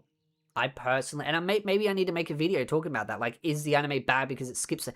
No, then the anime's never going to cover everything from the light novels, and anyone that expects the anime to cover everything from the light novels is unrealistic. Now, if that is his stance, well, then I just don't agree with it. I think it's unrealistic. I've offered to collab with him. That was years ago, but he declined that because apparently I read too far ahead of him with the light novels, which I thought was the weakest excuse. But again, that's his right to decline. I just thought it was a weak excuse. I think he just didn't want to, and rather than saying it, he just used that as an excuse. And that's fine. But I think expecting Mushoku Tensei to cover everything in the anime, that's stupid, in my opinion. But that also said, gotta get going, guys. Hope everyone has a good day. See you, Draconic. Thanks for dropping by. But again, it is so difficult to cover everything. That's what Otaku Spirit sometimes thinks. Okay, well, I just don't agree with it. Now, do I think Season 2 could have been better? Yeah, I think there are some aspects in Season 2 that could have been better. Do I think Season 3 so far has been great? Yes, I think Season 3 so far has been phenomenal. I think it's done a great job. But you got to understand that everything from a light novel can't just easily be pumped into an anime because pacing is extremely important. Like, pacing is a fundamental tool of making sure the watcher is watching. Because at the end of the day, the anime for Mushoku Tensei's main priority is the anime consumers. Light novel readers aren't the main demographic there. It'd be great if an anime watcher reads the light novel, but that in itself is a secondary component that they're hoping for. The main goal is to make sure the anime fans stay engaged and interested so that they do find interest in the light novels, so that they do go to the light novels. And if the pacing is terrible because they keep skipping over, if they keep skipping over large chunks, then it feels disjointed. But if they cover everything, it feels too slow and padded out. That's the balance between covering light novels. You don't want to skip too much because it feels disjointed and it feels like you're jumping through major plot points, but you don't want to cover everything because it then becomes too padded and slowed out. DARMACHI is a great example of that because in the earlier seasons for DARMACHI, they did skip a lot of stuff and it felt annoying and it felt disjointed. And then in one of the seasons, they covered every finite detail of the light novels. And then guess what happened? The anime viewers got annoyed because the pacing was too slow. It felt dragged out and boring and just tedious because they kept going overboard with all those details and all those conversations. Then the next season after that, they balanced it. It did skip some stuff, but it didn't skip as many critical things. And people were like, oh, this is much more fun. This is much more better paced. There is a fine balance between not skipping too much and the fact that you're gonna have to skip some things. And that's the issue when it comes to doing adaptations for light novels. It's not an easy task. So, yeah, at best, anime makes marketing for looking up the... Yeah, it does. And there's nothing wrong with skipping a little bit of content, because it gives it an incentive and a reason for an anime fan to go read the light novels. But it needs to not cut critical stuff that destroys the point of the story and the plot. If it's little details like monologuing and stuff that doesn't impact the overall grand scheme of the story, that's fine. I think people expecting Mushoku Tensei Season 3 to cover every esoteric detail of the light novels is being unrealistic. And that is where I think one of the biggest problems with light novel readers come in, because a lot of light novel readers expect the animes to cover everything, but they don't understand that they're not the main target demographic. The main target demographic for the anime is the anime consumer, hoping they'll become a light novel reader, not making the light novel reader more happy with the anime. And welcome, Tony's, for rating the stream. Now I'm going to go for a pee.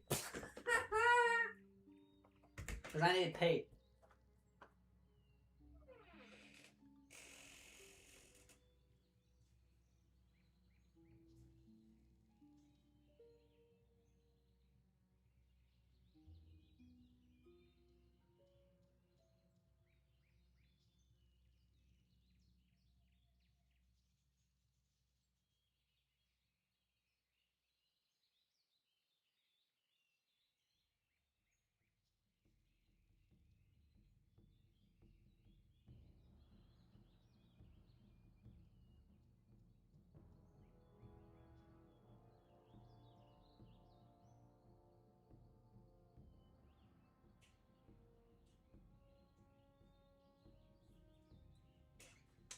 That was a good pee. Very nice, very nice.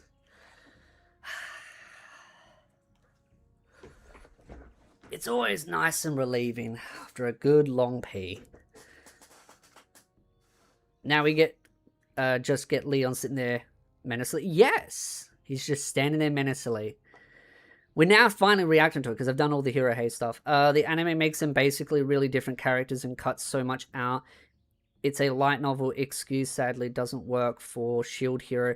I mean, Shield Hero is a very different example of cutting too much out of a light novel, because there's a lot of stuff in the Rising of Shield Hero that they cut things that really shouldn't have been cut, and there are some things that should have been cut. See you, Tony. And I think that's the downside about Shield Hero, but with Mushoku Tensei, it does a really good job at it. So... But yeah, Tony says, I swear to God, I will bloody mute his ass so fast. Well, boys, Nintendo has done it again in a move that should surprise absolutely nobody. The upcoming Legend of Zelda Ocarina of Time remake. Not actually a remake at all. In fact, it is a reimagining a la Final Fantasy VII or the Resident Evil. Yeah, this is actually something I was telling my friend, actually, Ace. Because he was like, oh, I don't really see the point in getting Ocarina of Time because it's just a remake and he's already, got the game on the 3DS. I've got the game on the 3DS and on the Nintendo Switch. Not Nintendo Switch. And on the Nintendo 64. Data Live Seasons 3 through 5 need a remake. Yeah, there's definitely some things out of Data Live that they cut a little bit too much. But yeah, it's a reimagine. I'm concerned about it being a reimagine. This is something I think me and Leon have talked about a little bit privately. Light Novel History made it. Yeah, I've already talked about it at the start of the stream. I am not going to make a video covering El Historian's a dismal take of my video, which, by the way, made a video about you defending Rudy. I never defended Rudy, by the way, Dark. Just to be very clear, if you've watched my 26-minute long video, you'd know I wasn't defending Rudy, because I literally said in the video that I was not defending Rudy, that I was explaining Rudy and his behavior. So, just to be very clear there, El Historian can take me out of context all he wants and lies and tries and stick his little simp army, who, by the way, encouraged him to lie about me, all he wants. Not interested in wasting a video on him.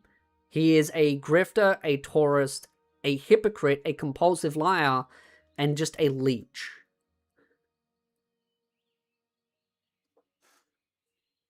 He's a bottom-feeding parasite. Story imaginings we've got as of late, which has me asking the question, do any of us actually want that? Nintendo confirms Zelda Ocarina of Time for Switch 2 isn't a one-to-one remake. We know what they're going to change in Ocarina of Time. I mean, the one thing I do want them to do is I want them to add the Wind Temple, or the Air Temple, whatever the hell the missing temple.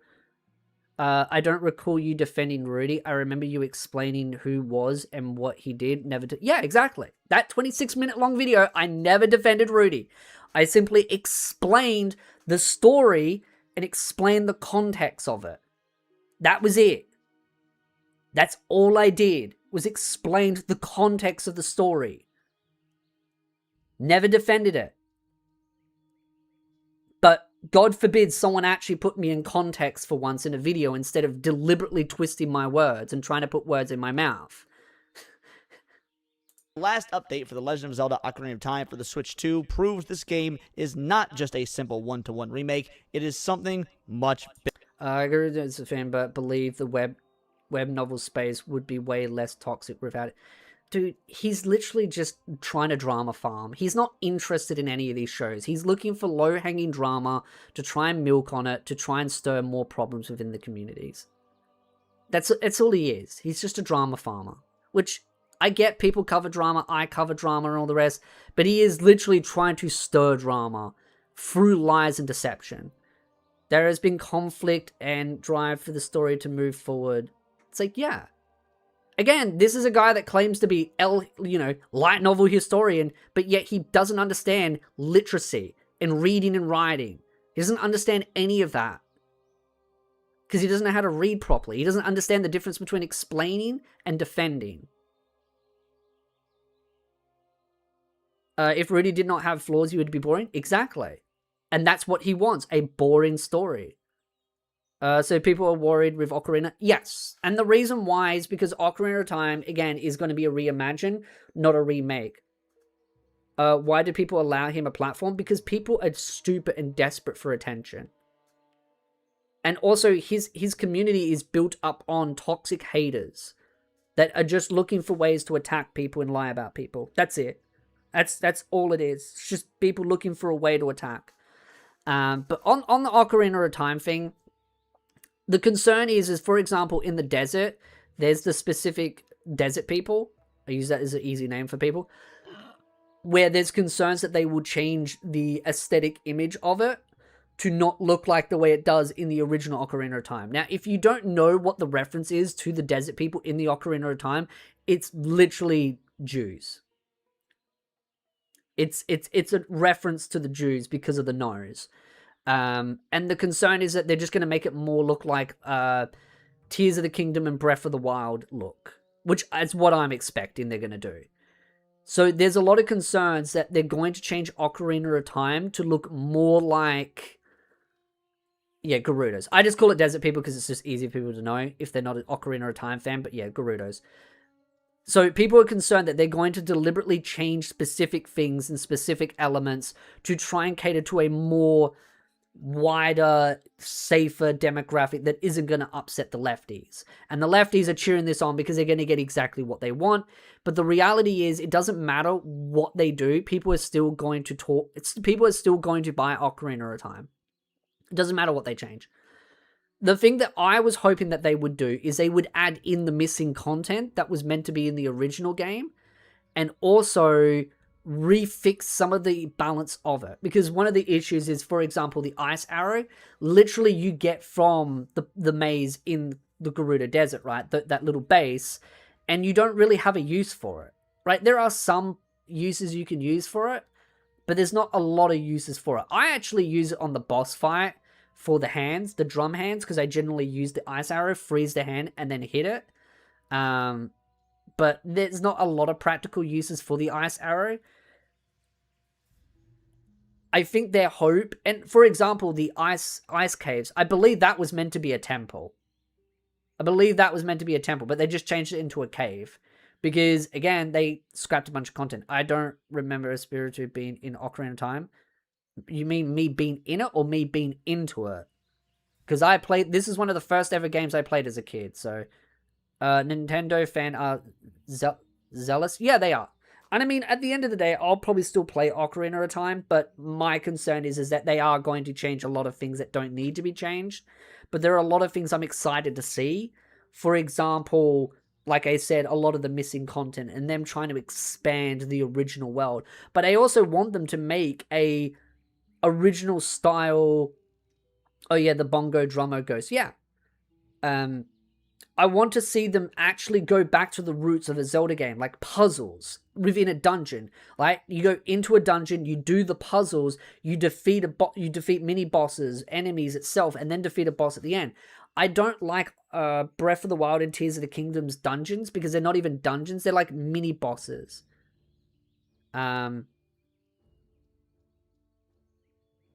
So, yeah. Bigger. Oh, I get what you mean now. When you became a Gerudo. Oh, I get it now. Big update fans are talking about right now is a new ad page in a Japanese magazine for The Legend of Zelda Ocarina of Time, and the ad is the same logo fans have seen since the trailer was initially revealed, but it comes with a new description of just 3 words that actually change everything about the game. Reborn across time. Now, if you're anything like me, these 3 words are going to make you kind of nervous. I actually famously said, I don't own a Switch 2. I don't want a Switch 2. I will not be getting a Switch 2 due to the abhorrent anti-consumer business practices of Nintendo as of late. But there is one thing that would change my mind. A new, good entry into the Legend of Zelda franchise. Usually, preferably mainline, but also with the speculation that there was going to be an Ocarina of Time remake, I said that could do it. An Ocarina of Time remake could be the thing that made me, personally as a consumer, pull the trigger. I only hope they add in unfinished content, but I can see them going for a Tears of the Kingdom art direction. Yeah. I don't necessarily dislike the Tears of the Kingdom art direction. My concern is that they're going to change a lot of things into ways that I don't want it to. On a Switch 2, but it had to be 100% unaltered, minus changes. I just realized he's got a My Dress Up Darling figure there. I've got the exact same one in the cupboard. Just realized he's got that. To the graphics, obviously, maybe some updated sound design, things to that effect. Basically, the entire core of the story and the gameplay need to remain exactly as is. Oh, this. I'm sure they're going to censor the graveyard dungeon. You know, that one with the blood torture machinery. Oh, and that horrific ghost. Yeah, they will. They probably will try and water down some of, like, yeah, those areas with this, yeah, the undead, like those slow walking ones. Also the hand thing from when you get the Lens of Truth, that thing. They'll probably water that down, maybe. I don't know. I expect it to. I own the original Ocarina of Time, so do I. New information that looks like that's what we're getting, so no Switch 2 purchase for your boy based on everything we're seeing so far. The new description, combined with the new logo that shows a very different version of the logo that players got with the Nintendo 64 version, makes it abundantly obvious this game is not just a simple remake. It is a complete reimagining from pretty much all angles. The imagery for the Ocarina of Time revealed so far really does support the idea the game is being reborn much more than simply remade. In fact, this game was never outwardly been called a remake by Nintendo. And to be fair, that is an interesting point. We are the ones that gave it the moniker of a remake based on the fact that it just... His background is so dark. Yeah, mine is too, but my camera picks up the light really well. Because I can turn off the light here. Why is it? And this is just like, that's just without the studio light. And it's still a lot of light in here, but it's actually really dark in here. It's just that light, the camera picks up light really well. Just showed us the title, Legend of Zelda Ocarina of Time. Well, we would of course assume that's a remake, but they never called it that. Nintendo has been kind of sly and coy about how they've been positioning this. Now, me, personally, I think they'll drop a lot more information closer to release, because I think that they've learnt their lesson from the other game where they kept announcing things and kept delaying it and delaying it and delaying it. They'll drop all the information when they're ready. But I believe it's meant to come out this year, so I'm expecting it end of this year, because we've got like 5 months left this year, and we're almost at the end of this month, so it's like, yeah, we're almost at like the end stretch for this year. Jesus Christ, this year is so close to finishing. It's actually kind of insane. and hopefully all you smart gamers out there as well, think remake means something. It means the game built from the ground up, but is still the same as the classic games. The Spyro Reignited trilogy are remakes. The Crash Insane trilogy are remakes. Resident Evil 1 remake is a remake. You know, the classic one we got on the GameCube way back in the day that's been ported into Oblivion. Those are remakes. And what we get lately are reimaginings, reboots. They use The reason why I think also is because a lot of remakes are being done. Not so much remakes, but I mean, you look at like Xenoblade, right? Xenoblade's kind of getting a remake, but with additional content. And then you've got older games like this where they're doing reimagines, where they're trying to like rebuild everything from the ground up because of a multitude of reasons. But it's also just because, yeah, it is generally that old, but also they want to change certain problematic elements they know. But, I mean, I look at things like Xenoblade where they're like, oh yeah, it's just a remake with extra stuff added so they can resell the game for the same price. And, I mean, that's nice to a point, especially if you're going from like a Switch 1 to a Switch 2, and you're like, oh, I want to get the, you know, I want to be able to play the game on a higher resolution and all these other factors. And they're like, sure, you can buy the game all over again or get the upgrade, and you'll get extra content, right? And it's like, that works to a point, especially if they add all the DLC content and then add a little bit of extra content. I think that's okay to a point because it gives new people that are buying the game for the first time an easy way to buy the game in a bigger completed version. I like that. Because if you're a new person, you've never played a Xenoblade, and you're like, oh, I want to buy this, you get even more content than ever before, and it's the latest updated version. I do like remakes when they do that. That being said, I do hate the whole idea that I have to buy a digital code to buy for the original game just to be able to get that. Because again, I don't like necessarily digital things because I would rather just buy the game all over again because it just, at least then I own everything on the file. At least I don't have to download something for it.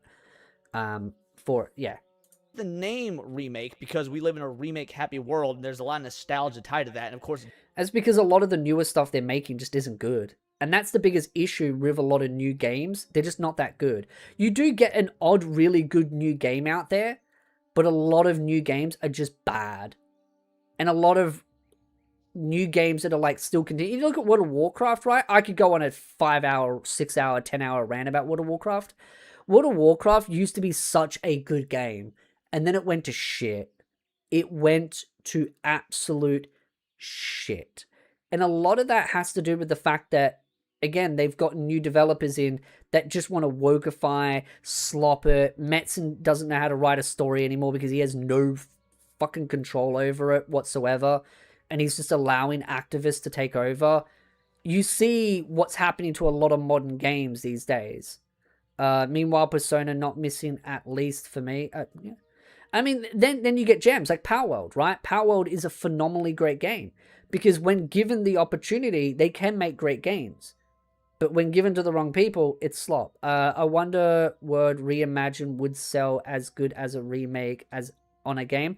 I feel like a Reimagine would probably do better for Ocarina of Time than a remake. Because I think a lot of people, if it's a remake, they probably will just buy the 3DS version, or they'll use an emulator, or they'll use the N64 version, whatever. A Reimagine helps make sure to sell as many copies while still riding off of the nostalgia of the original game, which is why I think they're doing a Reimagine, because it's designed to ride off of the nostalgia as much as possible and draw as many sales out of it as possible. Because a remake won't probably sell as much as a Reimagine. And that's why they're doing it that way. Because a remake of an Ocarina of Time with a new engine, they're still going to have to do all the original stuff anyway. They're just going to tweak things, right? I don't think they're going to redo every single dungeon from the ground up. They might add and tweak some things, and they might add and tweak some story elements. And yeah, they're probably going to change the Gerudo Desert, right? The desert people. And they might add some extra content to it. But I don't think they'll re-change the entirety of Ocarina of Time from the ground up. But they will change some things. And that's the concern. Because it would take too much work. So a remake would be the same, almost the same amount of work for less sales, when they can do just maybe 10%, maybe even 15% extra work and get way more sales. to generate sales. But they're not the same story. Oftentimes, it's not even the story's been changed. The characters are also... I don't think they'll completely change the story of Ocarina of Time, but I do think they will change some specific artistic directions of it. But I do think they will keep a lot of the story the same. They might change some story stuff. They might tone down some of the horrific crimes of the Hyruleans and all that. Because if you know the history of the Hyruleans, or Hyrule, there's a lot of dark history to it. They might water that down, or they might make it harder to spot. But then most Zelda fans that just play the story from a surface level don't know the deep, intricate parts to the story because there's a lot of reading involved in that. But they might tone some of that down, but the core will be there. That's the thing. It's like they might change that little thing here and there. Heavily altered. Events that play out in the story are heavily altered. I could be wrong. And it really just wears a skin suit of the name only. So needless to say, yes, this isn't a remake. It's not been advertised as a remake. Nintendo also hasn't really done anything to shut us up about calling it a remake. But we're also talking about Legend of Zelda Ocarina of Time. Again, the most lauded game in the history of gaming, especially when you look at Metacritic. I mean, having a perfect 100% score for all those years is so goddamn impressive. Why would you want to tamper with perfection? What changes, what reimaginings can you do that would improve upon this? I said this about Resident Evil. I do feel like even if the game came out today as a remake, they won't get a 10 out of 10, just because back then there weren't as many reviewers, so it was easy to get a 10 out of 10. But also, you just don't have a lot of activists that will just whine about dumb things, because I could imagine some activists would have whined about something really stupid. Like, an activist would have downgraded it from a 10 out of 10 to a 9 out of 10 because of the Gerudo Desert and been like, that's racist, so I'm dropping it down to a 9 out of 10. Or they would have been like, the water temple's too hard, 9 out of 10. Something stupid like that. But gamers back then were the ones doing the reviews. Now it's activists doing the reviews. I think no matter what, then that's the thing. Like, there are things they could improve and fix with Ocarina of Time, but it was such a brilliant, perfect game the way it was. It was phenomenal for its time. But that being said, would be interesting to see what that missing temple would have been. Or see what they would have done if they tried to make the ice arrow more useful. Or what would have a water temple look like if it was done actually in Zora's domain instead of in the lake, right? What would have it looked like if maybe they had intermediate small mini dungeons or caves before you entered into some of those dungeons?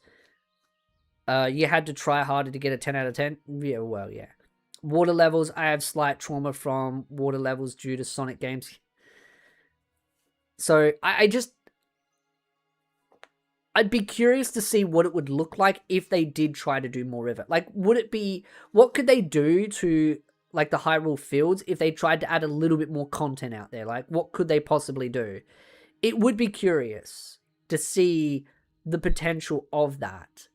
And maybe different progression systems that are a little bit more intricate and detailed. I would be curious to see that. That being said, Ocarina of Time is really good the way it was. My concern is, are they going to change too much? I'm hoping they won't. But like I said, I already know what they're going to change.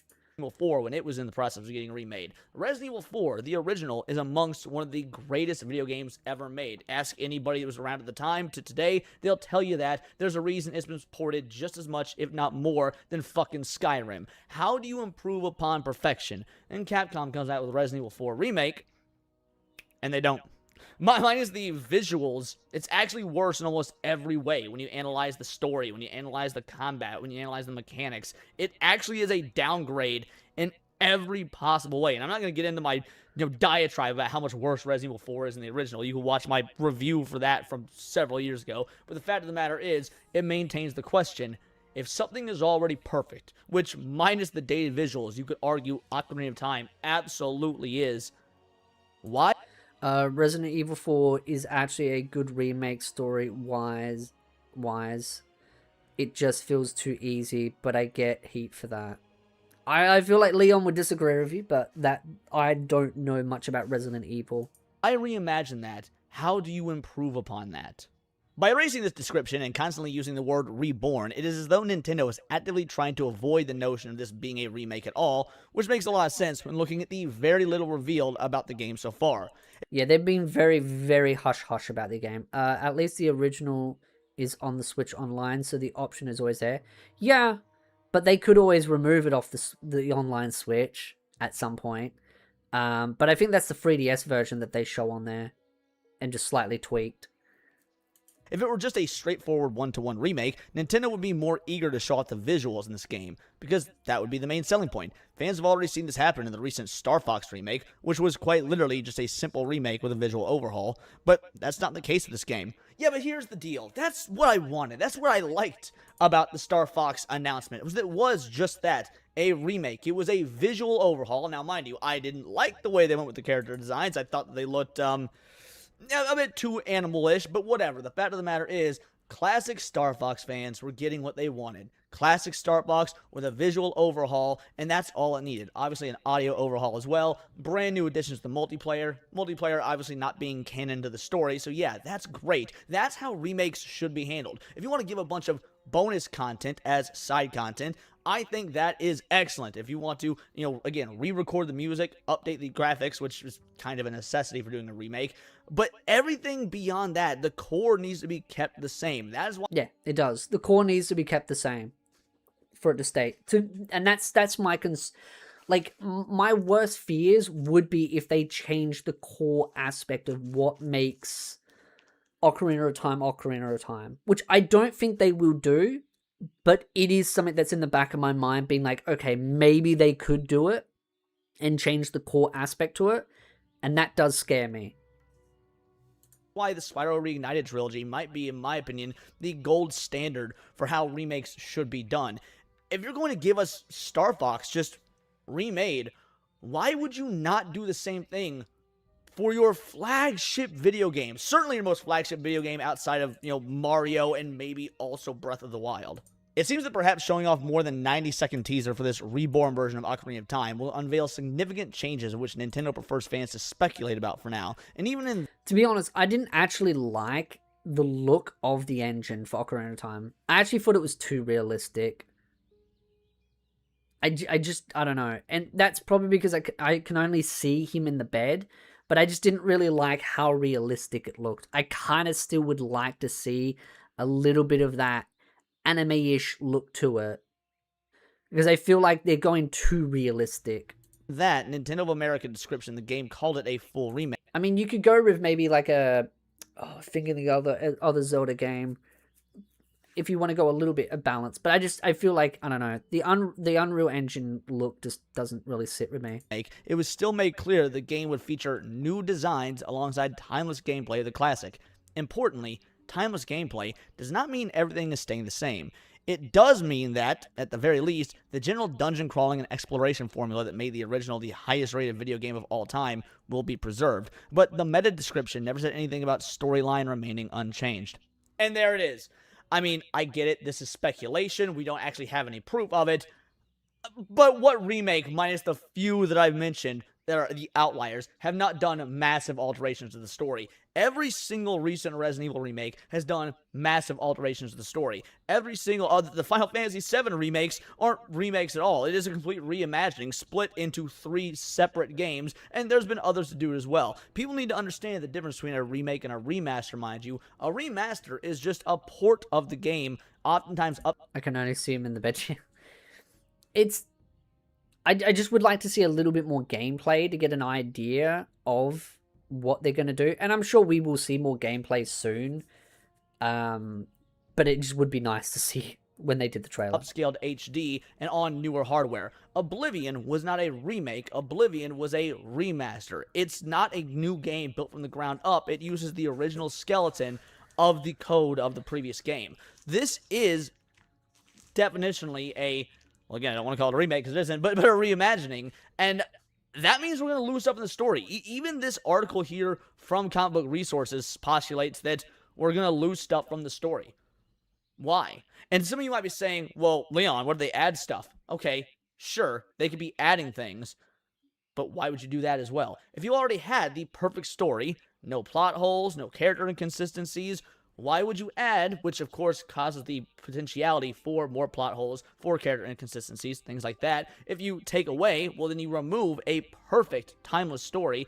And then if you take away some but add others, that just opens a whole can of worms for, again, running into issues with the overall chronology. Especially because Ocarina of Time is the most important game in the Zelda timeline. This is the game where the timeline splits, and you have the young Link future, the adult Link future, and the hero's downfall future, which of course leads into the classic games. Obviously, if you're going to start making changes to that, you're making changes to the most seminal aspects of what made the Zelda timeline what it is. Whether you like the Zelda timeline or not, because I know there's a lot of fans that are very critical of the fact that there's a timeline even at all, it's canon. It is what it is. Now, Yeah, it is.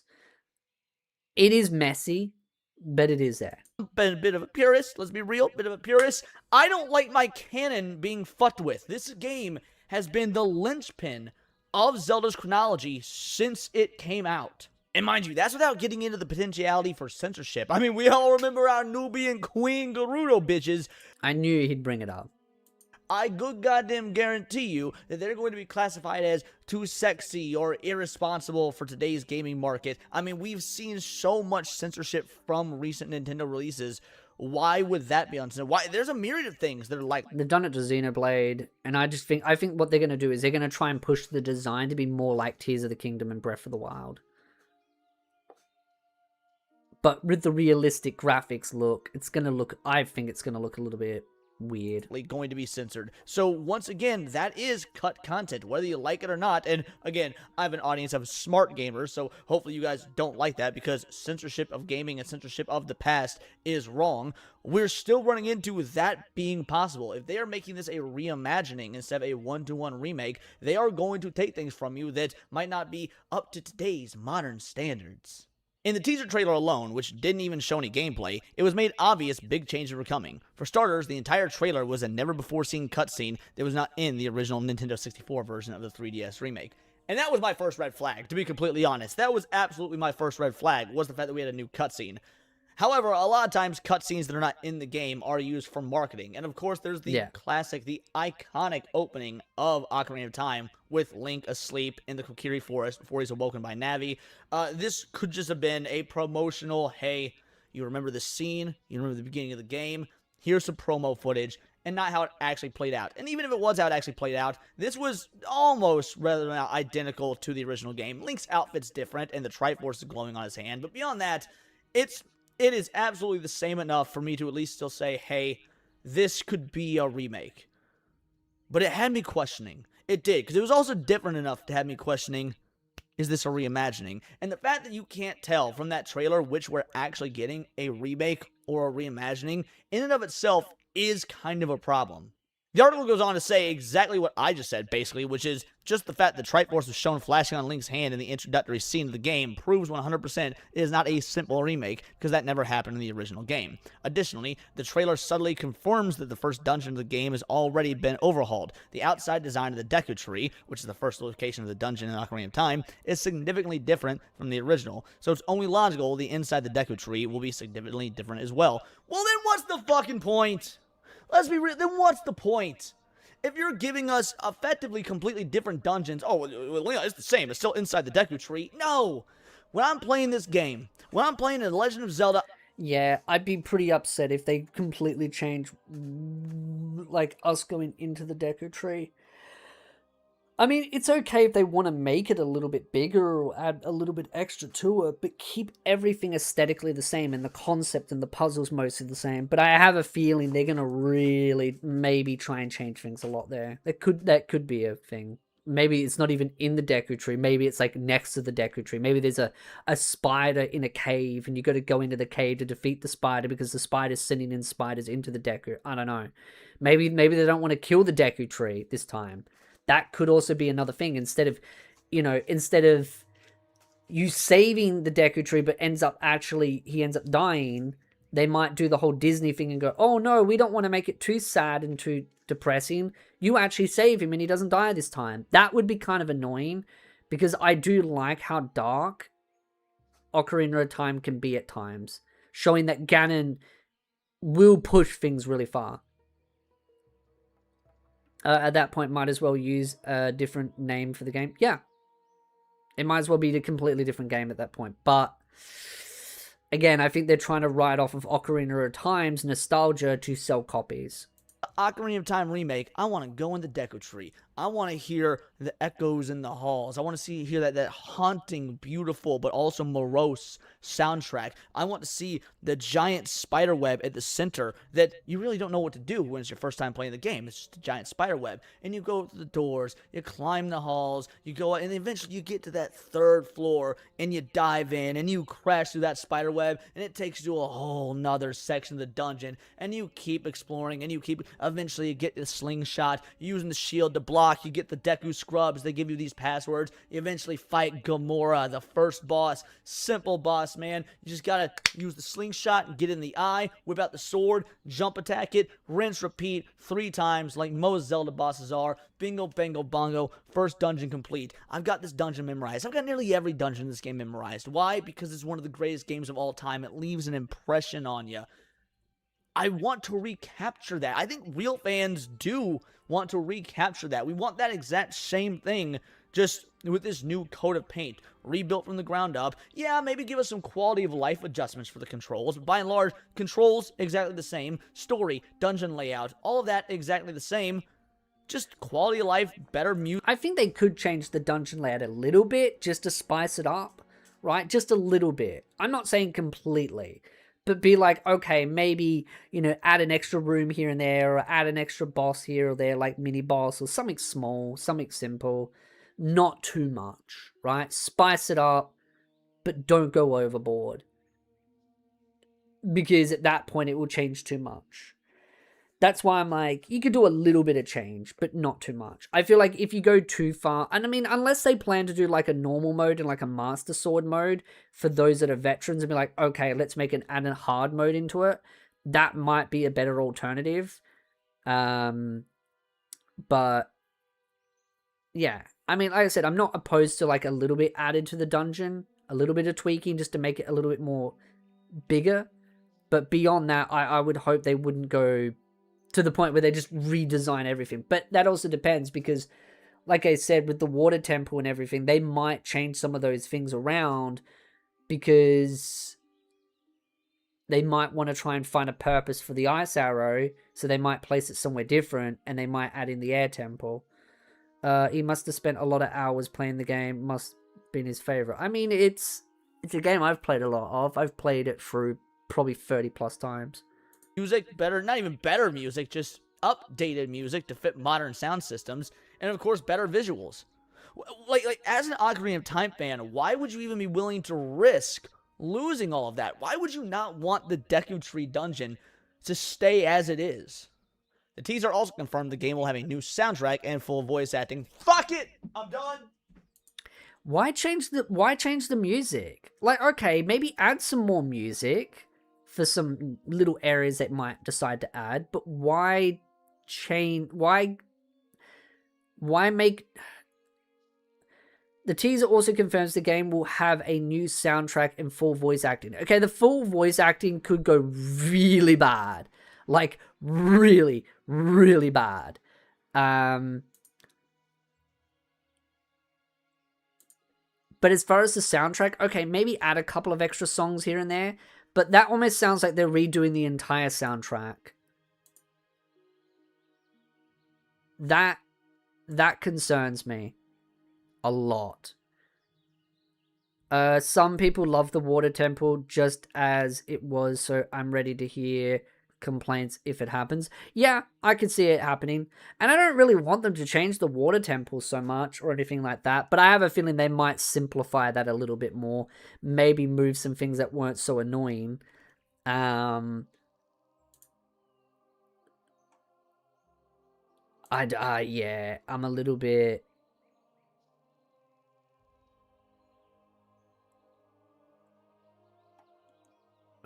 Like I said, there are some things I'd be okay with changes. Some things I'm not. Wasn't the OST good? Oh, I get it. Must be expensive for licensing original OST. I mean, Nintendo owns the OST. They don't have a problem getting the original. They own the original. So it feels like, unless they're adding new stuff and keeping the old stuff on top of it, okay, fine. But if they're replacing the old stuff with new stuff, then yeah, that's a bad idea. Voice acting could go very, very, very bad. That could go very bad. It could go very good. It could go very bad. And even Link's tonic design is unlike any fans have seen in the present. Why? Why are they changing the whole look? All of this was showcased within a teaser that was under 2 minutes long and showed only moments of in-game footage, none of which was actual gameplay. Guys, I get it. Full voice acting was super cool in Breath of the Wild and Tears of the Kingdom. I honestly found it more or less refreshing, minus Zelda's not great voiceover if you play in English, but I found it more or less refreshing, right? It Because they tried to go with the British chick. was a very new, cool thing that the franchise was doing. But this is an Ocarina of Time remake. Reading the text was a big deal. I would disagree with Leon here. I don't think there's anything wrong with them adding voice acting in this remake or reimagine. I don't think that's necessarily bad. I'm just concerned they're just going to get shit voice actors, that's all. Just some that don't sound really great. Some of them are alright, some of them not so much. I put the Forest song in the trailer, so it's safe to say it's going to be there. Yeah, that's why I do think they're going to keep most of the songs. They probably will just add, and this is why, this is why I think maybe Leon's reading too much into it, right? Into that specific wording, because I think maybe they're adding new songs, new soundtracks. Because if they're doing the reimagine, I still believe they will add the missing temple. They will add the missing temple, right? And I think that's a good idea. Add what was originally imagined that they just ran out of time for, and add that original temple in. But that would require a new soundtrack. So I do get that. If they change the original ones, bad. If they keep the original and add more because of the new areas, good. Voice acting, I'm not opposed to. The Star Fox remake had terrible voice acting. That's why you could probably just change it to Japanese. As long as they give you the option of having the Japanese voice actors, then it will probably be fine. So, But by the way, I know a lot of kids that played this game when it came out. They were, like elementary school age, and it actually helped teach them to read. A lot of Nintendo games were like that. They didn't have voice acting. Mind you, when Ocarina of Time came out, voice acting wasn't a new thing. We had voice acting in games by that point. So when you see the PlayStation, by the way, the PlayStation had plenty of voice acting. Most of it not very good, but had plenty of voice acting. But no, Nintendo had this very family-friendly, kid-friendly idea of how to make games, but also games for all ages. And when you had these young kids playing Ocarina of Time, yeah, it helped a lot of them learn to read. Pokemon did the same thing. There's a lot of text in Pokemon, and you're playing it on a Game Boy. You kind of had to fucking be able to read to play the games. So by removing that and by making everything, I don't want to hear Link talk at all. Lol. What makes him cool? As long as they don't make him talk, I'm fine with that, right? Just keep the grunting. But if Zelda has voice acting, okay, I'll live with that.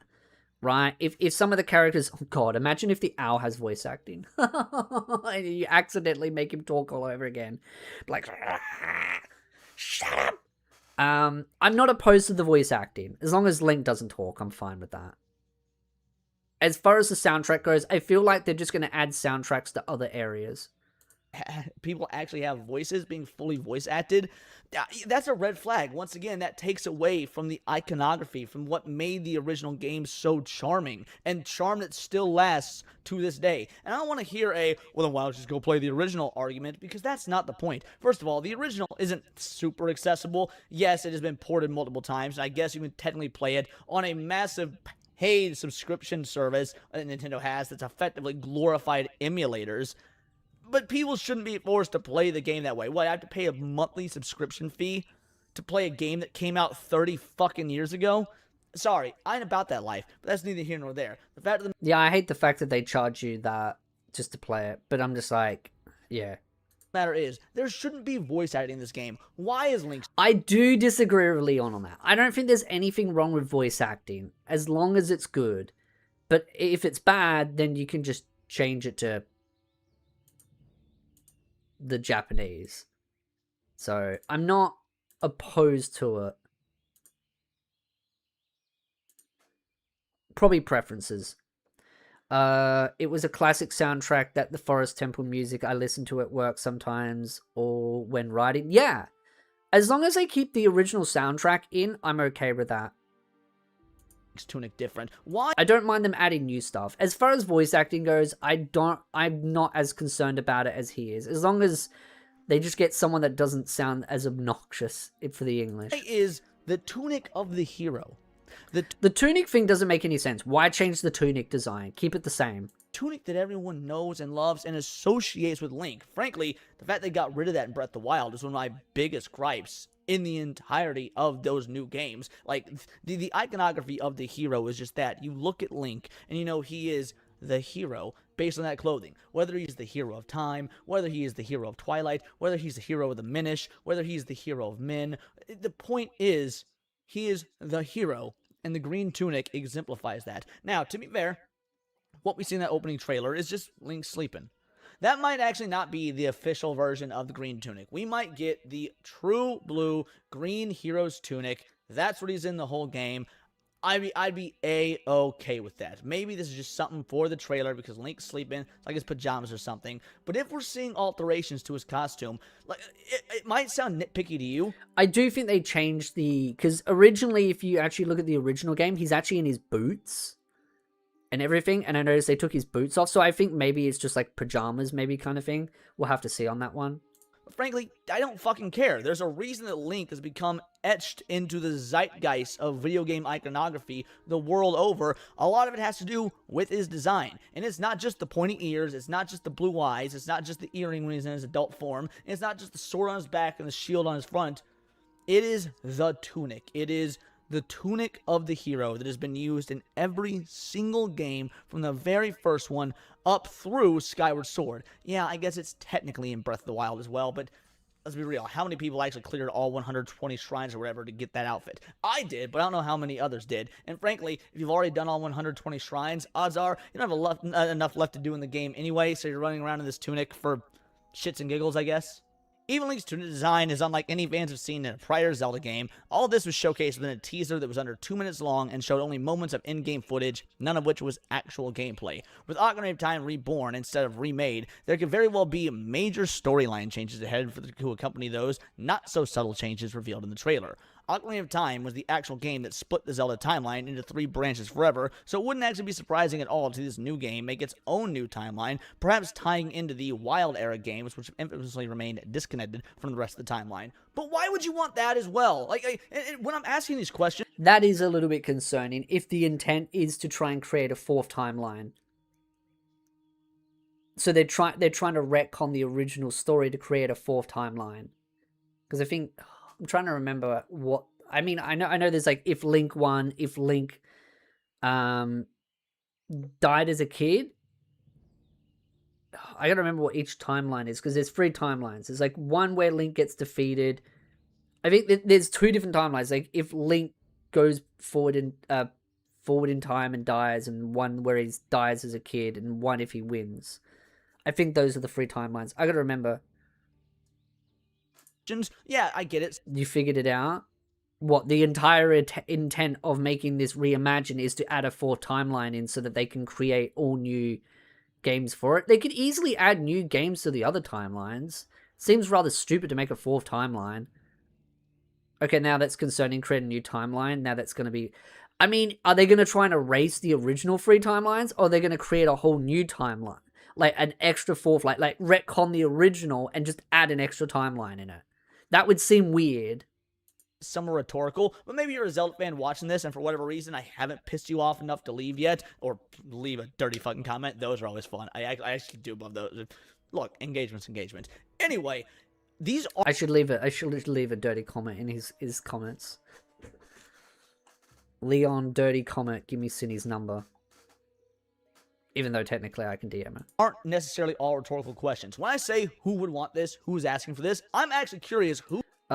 Link defeated, one he stays as a kid, and he went to Majora's Mask. Oh, that's right, yeah. Yeah, I'm just trying to remember it all. Yeah. It's been a while. Who's asking for this? Did anybody ask for a version of Ocarina of Time disconnected from the other games, just that way it fit in with the Wild Era timeline? I could see them just trying to retcon it so they can add a 4th timeline, just so they can add in the Wild timeline. And then they'll just make a bunch of new games for that timeline. I don't see a reason for that to be the case. I don't see why Nintendo would do that. I don't see why fans would ask for that. It just seems... Unless... Oh, shit.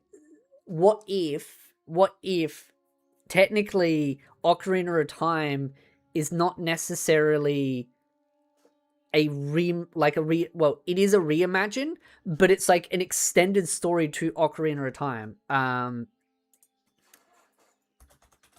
Alright. We're going for a wild theory here. Where's my mouse? I can't find my mouse. Okay, so right, we have the 3 timelines, and we're just gonna pretend this box is Ocarina of Time, right? And so we have these 3 timelines. I should really just grab the original one, but I can't be bothered finding it, right? And then you have these 3 timelines. What if the 4th timeline is a game where its entire intent is for someone to interfere with the timeline? Like, let's say someone jumps into this version of the game and meddles with the time to create a new story within the Ocarina of World, to then create a new Ocarina game to create a completely different timeline. What if both of these are Ocarina of Time, but someone meddles with the timeline? Think of, it's one of the Koei Tecmo games, right? Where they have that whole thing where it's like, it's still technically it's like the original game, but it's like this little void robot ended up being part of the timeline and ended up changing the timeline because of one change. What if there is a whole separate time, like a break off to the Ocarina of Time? So it's like a new game with a change in the timeline because someone goes into that game version and splits. Think of like Marvel universes, right? Where they've got like the original timeline and then they've got like a branch because someone interfered at a certain point. Imagine that. That's what I'm thinking. Why not create a new timeline in a new game? Because people love the fact that these games are all linked together.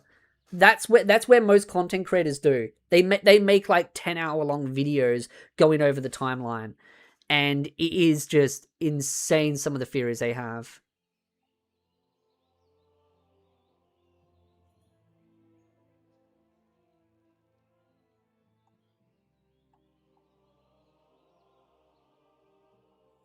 And I'm just like, I don't know, that's what I think they could be doing. And I wonder if Leon, I don't know if Leon will watch this stream because it's a bit a longer stream, but I would love to see him see this part here. So if anyone wants to clip this, by the way, and send it to Leon, I'd love to know his genuine thoughts on this. Because I mean, I could always DM him and say, you know, do you want to chat about this? I'd love to pitch this idea to him actually in the DMs. At this idea of this, like Earth Freeze wants to, yeah, think of like Marvels where like they go into a time and they break off because they changed something in the original timeline.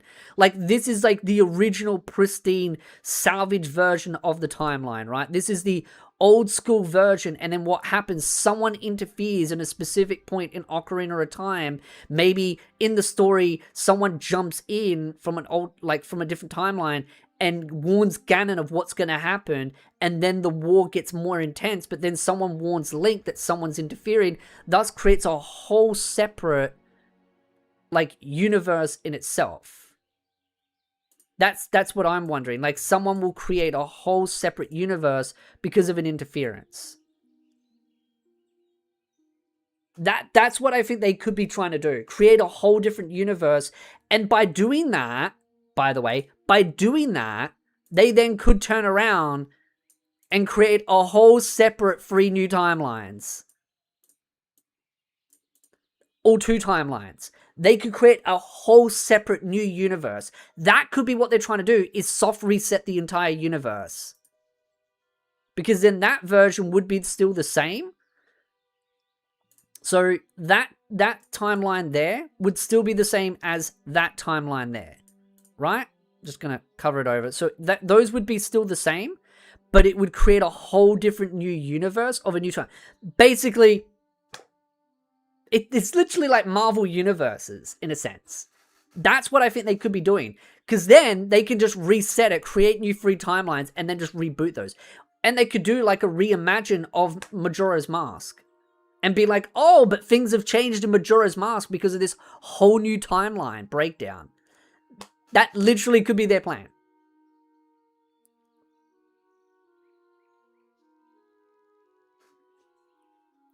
Yo, I sent it to you like I do Tony. Sent 6. Oh,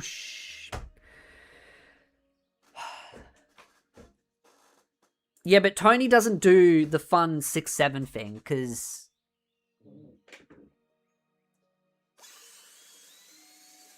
Six, seven. 6, 7. I can't do it while it's 6, 7. 6, 7.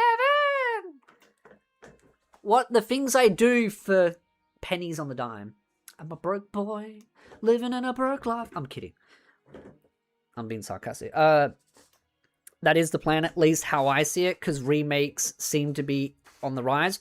Well, that's the thing. That's what I think they're actually doing, because it kind of dawned on me on this whole thing here, where I was like, well, what if instead of creating a whole new timeline, what if they're just trying to offshoot it into a whole new universe where they create 3 new whole timelines from the original of it? And it could be a full reimagine of the timeline, and they could take one of the timelines that they've already done, right? So they could take the original one that they've just done, the wild one, and then just add a bunch of new timelines and do some remakes and fit them in, or reimagined remakes, whatever you want to call, maybe Majora's Mask, and then continue that other timeline. It could go either way. Either they just reboot it and make one timeline, or reboot it and create 3 new timelines on top of that, so it's a whole separate universe. Tony doesn't do 6, 7 because his Indian bride would be mad at him.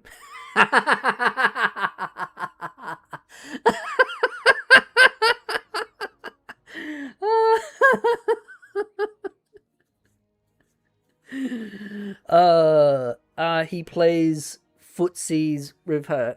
Oh god, guys. This is why I love you, chat. But yeah, that's what I think they're going to do. I think they're going to create a whole new pocket universe that off-branches into a new version of Ocarina of Time. That's why it's a reimagine. That's why. It's to reboot it into either a single timeline or 3 new timelines. It would make sense, because it's still Ocarina of Time. It's still the same story, just changed. Oh, warn Ganon about this thing, so he changes his whole strategy. It would make sense. Someone goes to him, warns him, says, hey, Link is going to beat you. You need to do this. And then he changes his strategy. But then someone warns Link, oh, someone's come back, screwed with the timeline. You need to do this. And then everything changes. And they can just reboot the entire universe, create it however they want. It makes so much sense. Clip it. Send it to Leon. And I just realized I didn't switch to the other screen, but it doesn't matter. So. It's like they maybe believe that fans don't want the original game over again. They have to do something new. But even that doesn't make sense, because if that was the case, why would Nintendo give us Star Fox, which is effectively a full-fledged remake from the original? The incongruent thoughts here between Nintendo they're kind of baffling to me, especially when you consider what Miyamoto had to say just recently. Shigeru Miyamoto believes remakes do more than bring back old games. They help introduce them to a new generation of players. And remember when Tony gets $20 dono before Mick Gacken, I'll slap a kangaroo furry mask on him. What? I mean, we all know Tony's a furry, but still. in a recent interview, I like saying this because he's doing his watch party, so it's one of those, either he's watching while doing the watch party, which means he's listening to me, or if he's not, I can badmouth him, and what's he going to do about it? with Famitsu, the Nintendo legend explained that many players move on after a few years, while younger gamers often never get the chance to experience games released a decade ago. That's why he believes remaking older titles and making them easier to play on modern hardware is a good way to meet today's demand. I don't even disagree with that inherently. There actually are a lot of games that are locked to old hardware that newer generations don't get to play. But if those are the games you want people to play, when you remake them, they should be the same game, just updated for that hardware. Whether it be an HD remaster ported over or an actual full-on remake, it should still be the same game. Because if you're making these games for newer generations, you're not actually giving them the same game you gave people a decade ago that people... That's why I think they're doing this. That's why I think they're doing this. They're trying to do a soft reboot of the universe.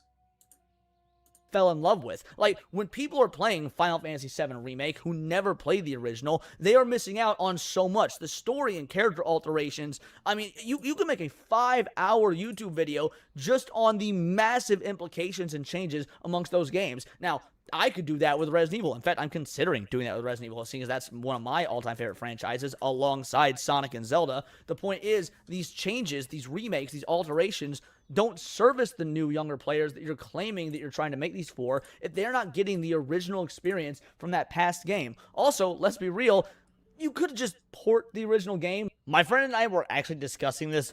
Well, they did Star Fox remake that way because it's a niche franchise. The thing is with Zelda is that it kickstarts an entire new universe where they can just make heaps of new games.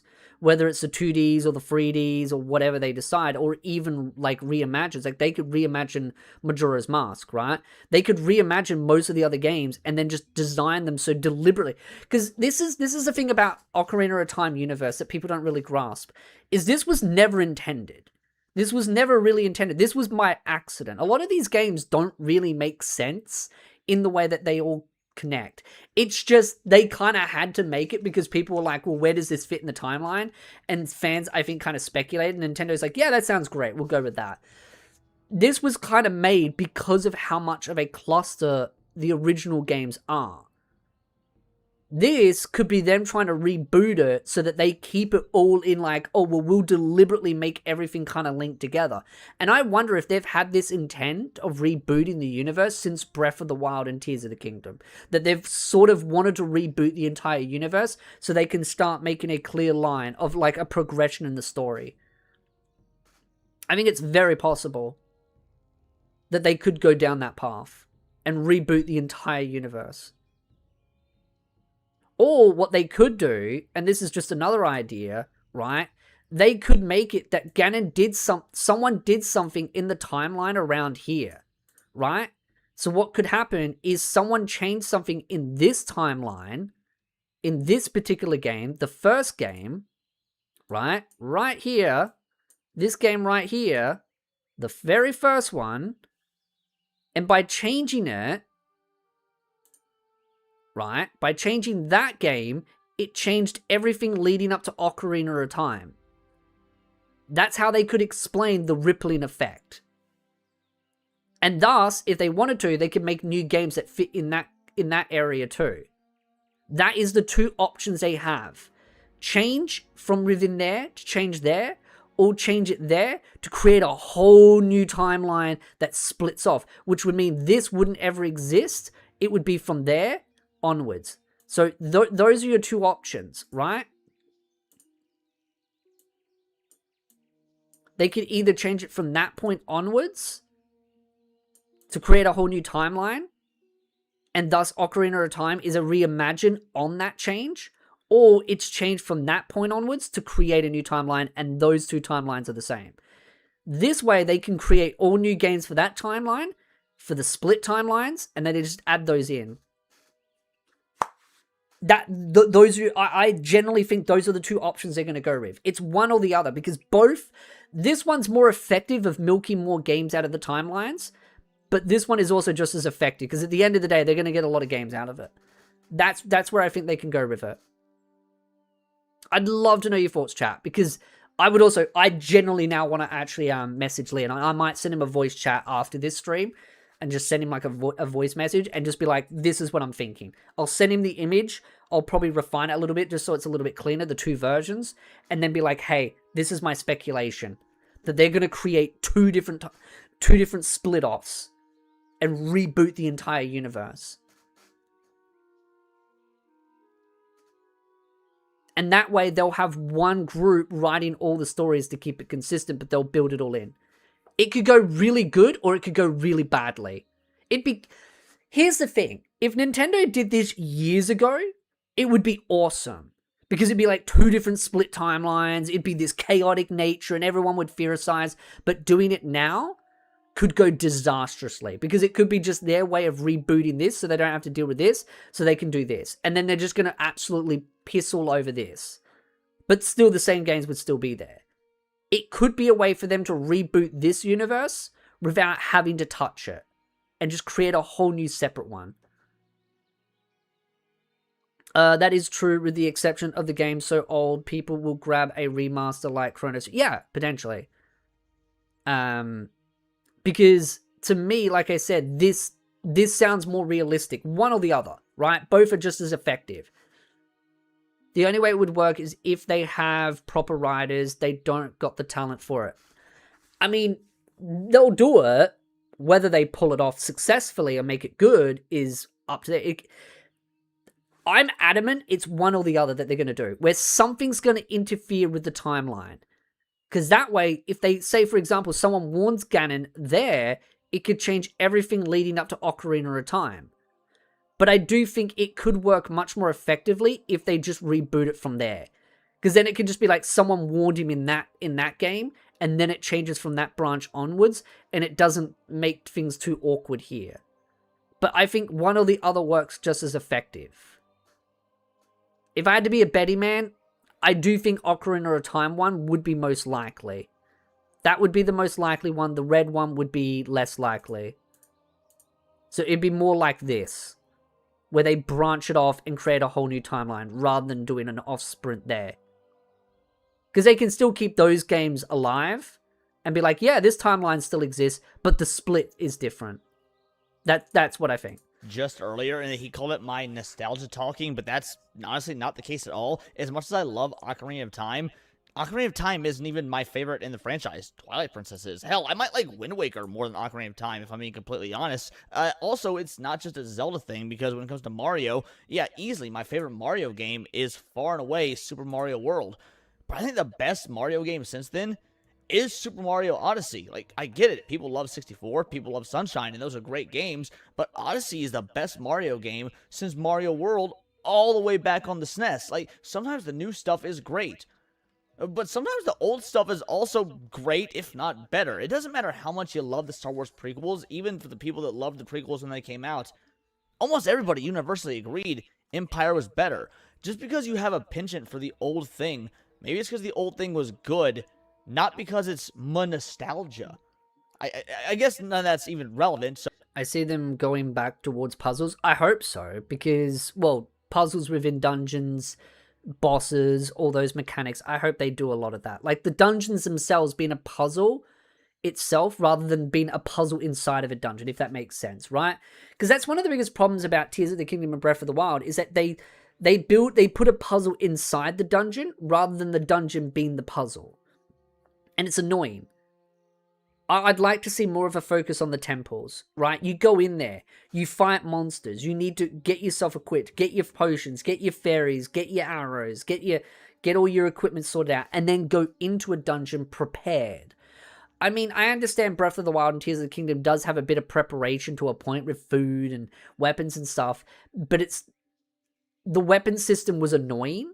I would have preferred a food / potion / fairy type, like, equipment type of, like, get yourself ready, bombs, all that kind of stuff, right? So I like the preparation kind of system for that aspect, but I like the depth behind the temples, where it's like you go in there and you go floor by floor by floor by floor, defeating different monsters, they're doing different puzzles and all that kind of stuff, but it feeling much more in depth and it having a thematical thing. The problem with Tears of the Kingdom and Breath of the Wild is that you just go into this soulless, empty room that's just a puzzle. And it just felt boring because there's no thematical theme behind it. The music kind of felt all the same. It all looked the same. It was just a slightly different type of grey kind of thing. Water Temple about to make people question their choices in life. I hope the puzzles are challenging. I really do. I understand his point, but this is something actually a lot of people were asking, a remake of Ocarina of Time. There is an honest curiosity of what they do in them. Yeah, I do agree. I think a lot of people have wanted a reimagine of Ocarina of Time because of the content that they could have added that they never added. So, back to the Nintendo problem. So Nintendo does this thing where they like to be super happy and go after, emulators and emulation websites and ROM hosting websites for games that they have not touched or re-released in ages, that they have no ability to make money off of. So the idea that this is for some sort of, to keep players engaged with these newer titles is absolute bullshit, because if you actually cared about preserving your classic titles, you wouldn't. I do agree that Nintendo does a shit job at preserving classic titles. They do. And they only lock it behind a shitty sub fee because they want to milk people for money. That being said, I do think there's a lot of interest in a reimagine or a remake of Ocarina of Time. I think a reimagine is probably what people want to see. But yeah, they suck at maintaining old stuff. But I do think they're probably just doing this because they're milking nostalgia. They know Ocarina of Time is something people want, and they want to milk the nostalgia. Basically be a Nintendo about it, but that's an entirely different can of worms. The point is, Shigeru Miyamoto, as much of a legend as he is in the gaming space, is way off base with this one, and they're using The Legend of Zelda Ocarina of Time basically just as a way to make money. It's a cash grab. That's what it is. Based on everything we've read, how can you come naturally, yeah, it's going to be a cash grab. To any other conclusion aside from Ocarina of Time is the... They said themselves they don't want older stuff drawing eyes away from the new stuff. That's why I think Jaded Warlock is why they're going this approach, because this is technically still new, but old. They're doing both. It's a new game, but it's built on nostalgia. They're getting the best of both worlds. I disagree, but copyright law requires you to defend your copyright relatively. Yeah, I think this is the problem. I understand why Nintendo goes after emulators and all the rest, because it's copyright laws. They're protecting their intellectual property. That being said, I do think sometimes you look at Pokemon, they go too far when it comes to things like Power World. I'm in the middle, where I think they do go too far in many cases, and they do suck at preserving their old classics, where they could put them up on their platform. I get that they do the subscription, but they put it behind such a heavy paywall. It's so expensive. But that, like I said, they do suck at maintaining their old titles, but I understand why they sue emulators, because they're trying to protect their intellectual property, and that does make sense from a business standpoint.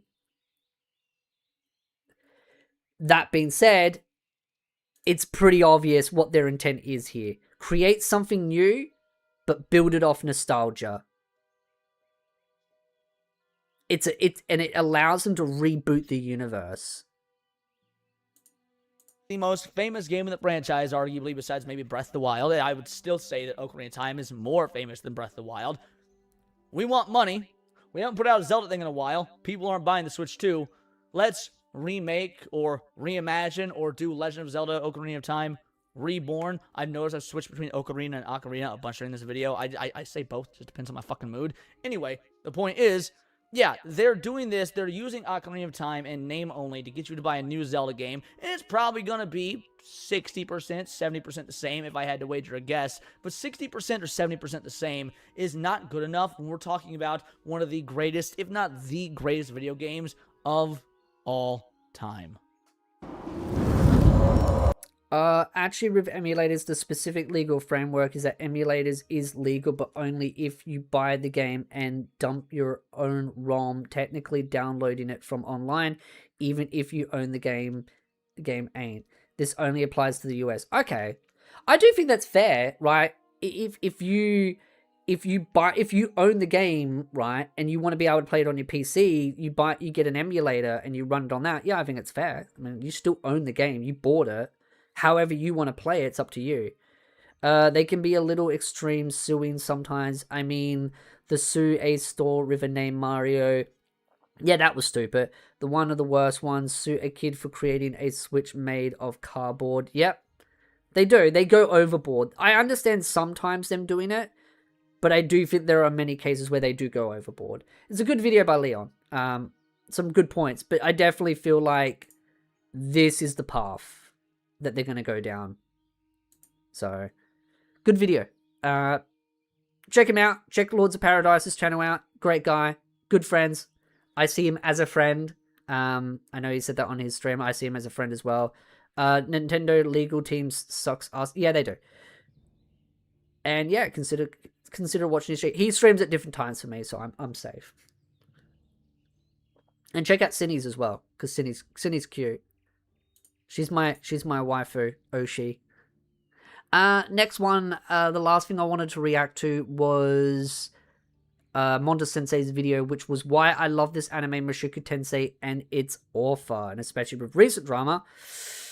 Be interesting. Also, Spiritu, have you heard about Nintendo won't let you refund the Switch 2? Really? I mean, once you bought it, is it really... I don't think you could even refund the Switch 1 even if you bought it. These two single shots are enough for me to say, well done, Maganote, well done. Well done. Well done. No amount of haters or mass downvoting from those who seem more obsessed with Mushoku Tensei than me, a fan, is going to stop me from being a fan. The only thing that can do that is if it stops being the amazing story that it already is. Something I can trust the creator with doing, especially after this post, addressing the recent hatred that seems to come in cycles with this series. Thank you, but even without being told, I mostly ignore the anti's comments anyway, and I'll write the work I want to create for myself. I've been doing that all along, and that's what I've been saying. I don't have the decision-making power on whether to make season 4 or not, but if it's decided to make it, I'll do my utmost to help as much as I can. A response that's full of class with no desperate outreach to try to appease the haters. He's just focused on his story, no more, no less. Message! Please, other Japanese creators, take notes. Now, before I get to Era's training arc, I want to briefly discuss the latest episode and there's something in Monda Sensei's video I don't get. He said Eris leaving was a mystery to him, even though it is said in the anime. Eris explains it in season 1. I guess probably the anime didn't explain it super well in season 1, because I did see a lot of people kind of confused at why Eris left Rudy. That's why I made a long video a long time ago going over that, because I think a lot of people didn't realize, and it's because Eris is a little bit ditzy in the head. She doesn't really explain things properly, which is why I think it was smart that in season 3, in the first 2 episodes, she explains it very thoroughly why, because I think really emphasizing on why is a good idea. I can understand why Monta might have been confused, but that being said, it does explain it, just probably not as well enough to make it very clear, cut and dry. no, I haven't read ahead, I'm just caught up with the anime.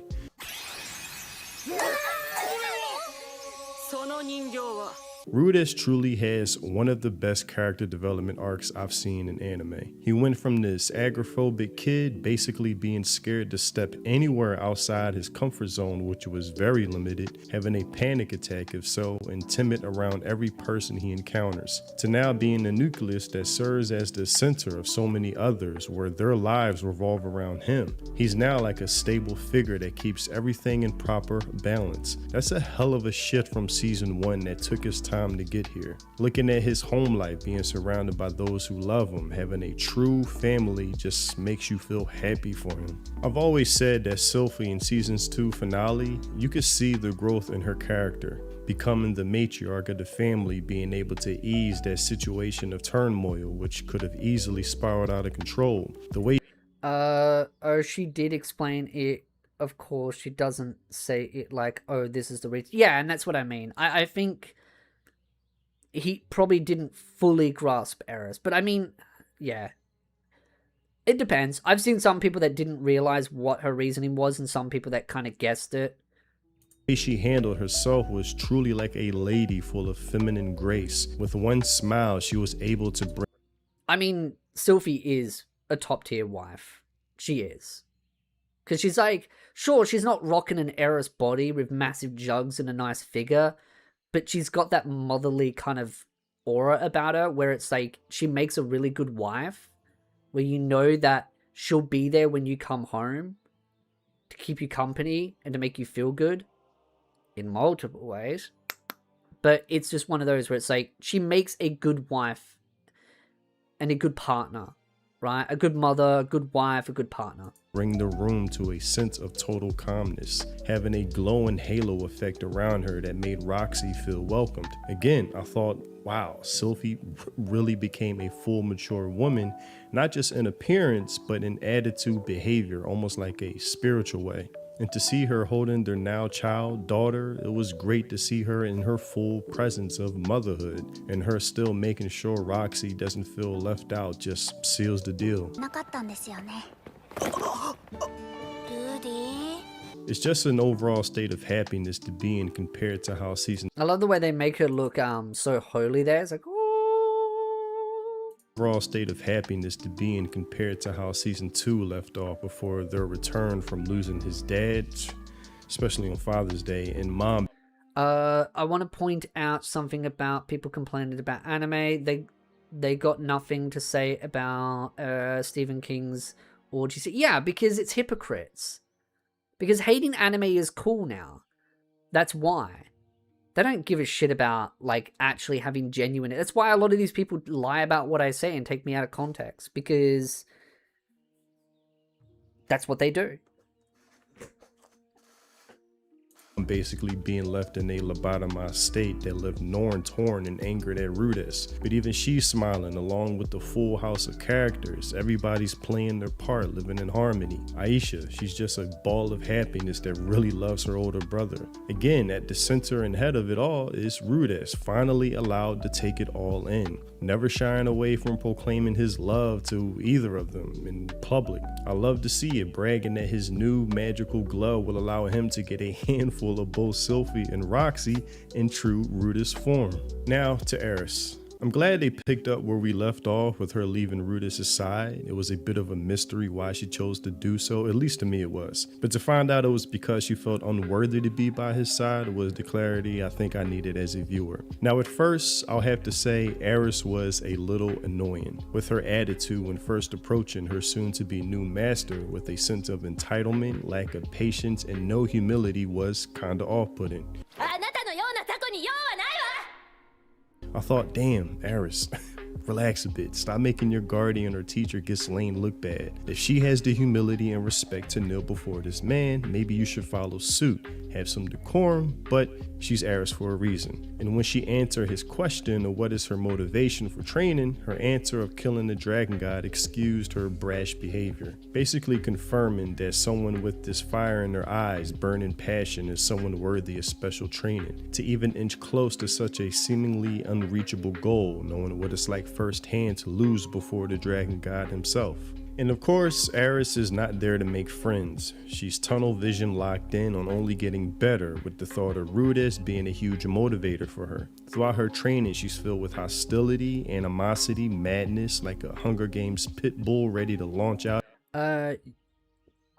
You see there, right there in the anime, Eris said, I need to get stronger to protect Rudy. I think that's clear exclamation. Yeah, I do too, but I think he wanted more understanding of just, I need to get stronger. I think maybe he kind of wanted a deeper understanding of being like, okay, maybe there's a little bit more. I mean, I do think it does explain it in the anime. I can kind of understand why he feels a little bit lost on it, but yeah, I mean, it does explain it. And he admits it himself that he maybe had missed something, and that's fine. So out at you.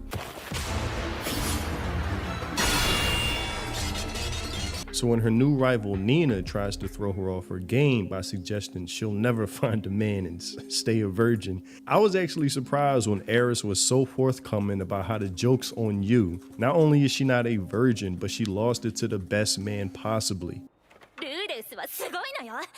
When bringing up Rudis' name, her face was lit up so bright, filled with excitement. It's an expression you'd assume she just isn't capable of. That always brooding, hateful, mad expression was completely erased and gone.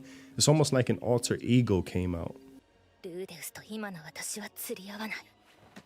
Because Eris is such a proud character, she's the last one you'd expect to volunteer such a gleeful smile. You really get a sense like, no, she really loves Rudis and proudly.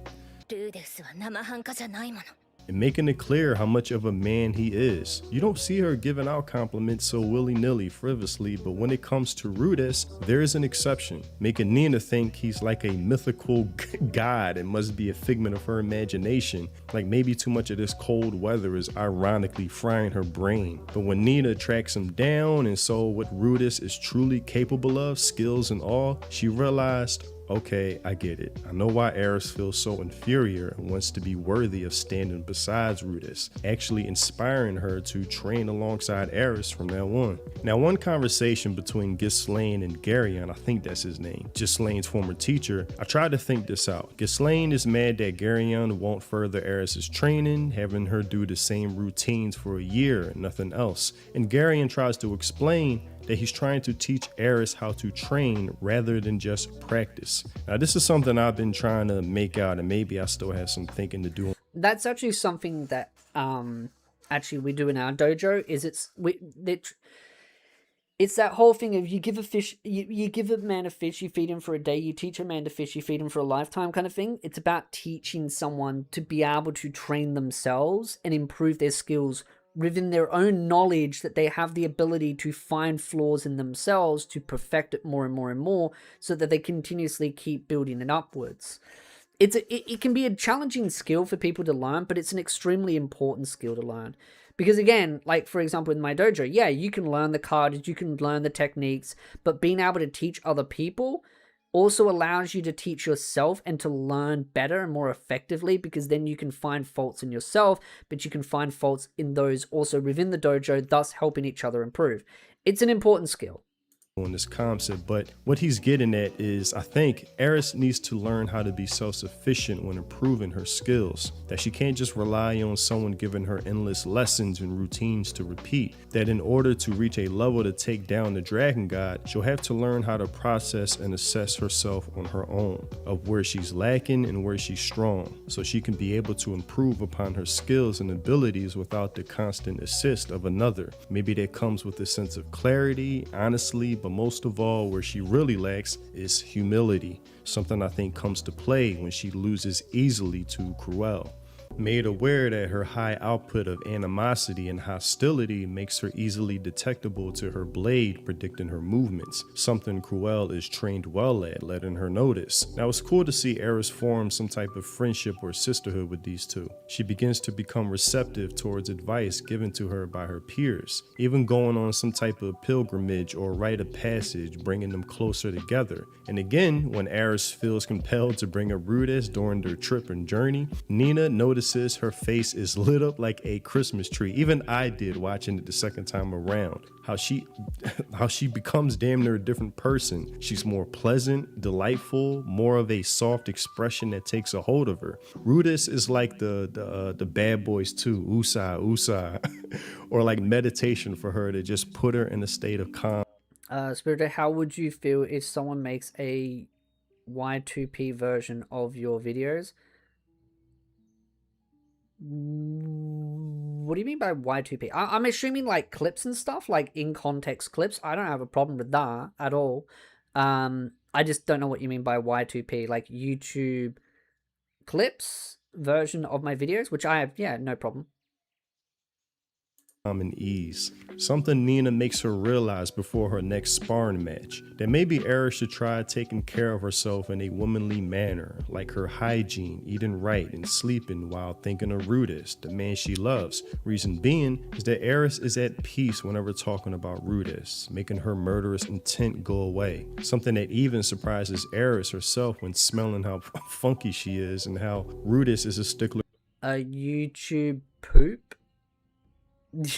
for cleanliness, and just her saying that confirmed YouTube poop equals funny edits. Oh, okay. Yeah, I don't have a problem with that. Yeah, that's fine. Nina's theory, how she just naturally smiled. So during her next match, Eris gives off a very natural, genuine smile I don't think we've ever seen before. I think this is the first time we've ever seen her smile like this. Maybe since sharing a dance with Rudis in season 1, but even that was a different type of smile. This one feels more like warm and at peace more than ever. And by doing this, she catches her opponent Cruel off guard and winning the match, again confirming Nina's point. And this is what really wrapped it up for me, feeling grateful for such a great 2-episode deliverance of Eris's training arc. It showed that no matter how much hostility and madness or hatred fills her heart, just a hint of a little love outweighed it, easily progressing her to the next level. And it's such a subtle lesson that was delivered well. Even though it's only 2 episodes, honestly, it didn't feel that way. It feels like we got a whole season played out in just 2 episodes without feeling rushed at all, at least on my part. Going from Eris to Mad. I think it did a great job. I think the pacing for that was beautiful. I'm actually genuinely surprised people are upset at the pacing and they're like, cut content, cut content. No, I think the pacing was brilliant. Perfect in my... I mean, you know, there's always room for improvement, but I just feel like it's as perfect as that you can ask for an adaptation. I was genuinely really happy. Dog, feral beast to Eris, the woman who fell in love with a smile that's more disarming than her sword itself. And man, I cannot wait for Eris and Rudy to have their reunion. There may be some type of tension, conflict at first, but I think Sylphie's graceful nature will help temper that. But we'll see. Maybe Eris will be just as understanding of Sylphie, thinking, well, you know, it's Rudis. Of course, he's going to have more than one baddie next to him. But again, we'll see. Anyway, that's all I have for this video. This makes me actually want to do a couple videos on Mushoku Tensei because I want to go over the redundancy volumes soon. I need to get on top of those, but also I want to do some Mushoku Tensei videos. There's actually a couple videos that I actually want to go over. One of the titles actually I had was, did Paul love his wife? Because that's a hot topic. But also I want to do a video called Roxy versus Eris versus Sylphie, where I talk about the strengths and weaknesses of each of the 3 girls, but that might be a little bit spoilerishy, but I don't mind doing a spoiler video. I just warn people at the start of it. All 4 episodes have flowed quite well so far. I agree. I think all 4 episodes have been really good, well flowed, well pacing. Yes, does it have skip content? Yes, it's going to. It's based on a light novel, but pacing I think has been done perfectly, and what it's adapted is brilliant.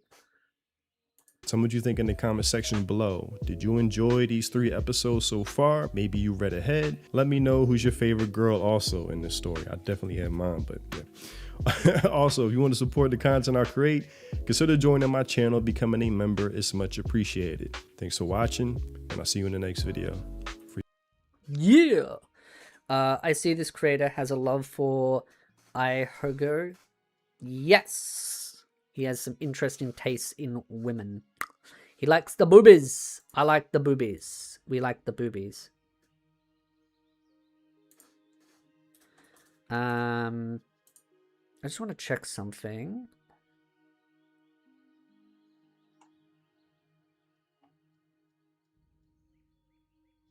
But yeah, I mean that. So just to go over a couple of things before I close off the stream. I will be doing a watch party probably tomorrow. I'm gonna try and stream tomorrow.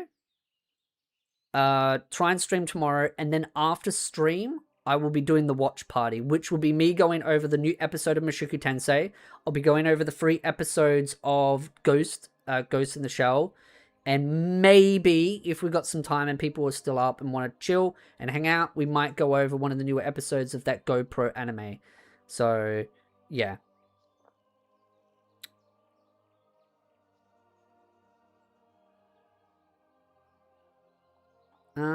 Just checking some things. But yeah. All things considered, yeah, pretty happy. He calls them the heavies. I do love the way he calls that, the heavies. The heavies. I mean, I think it's a great name. So yeah, I'll be doing the watch party tomorrow. Basically, I don't know exactly when.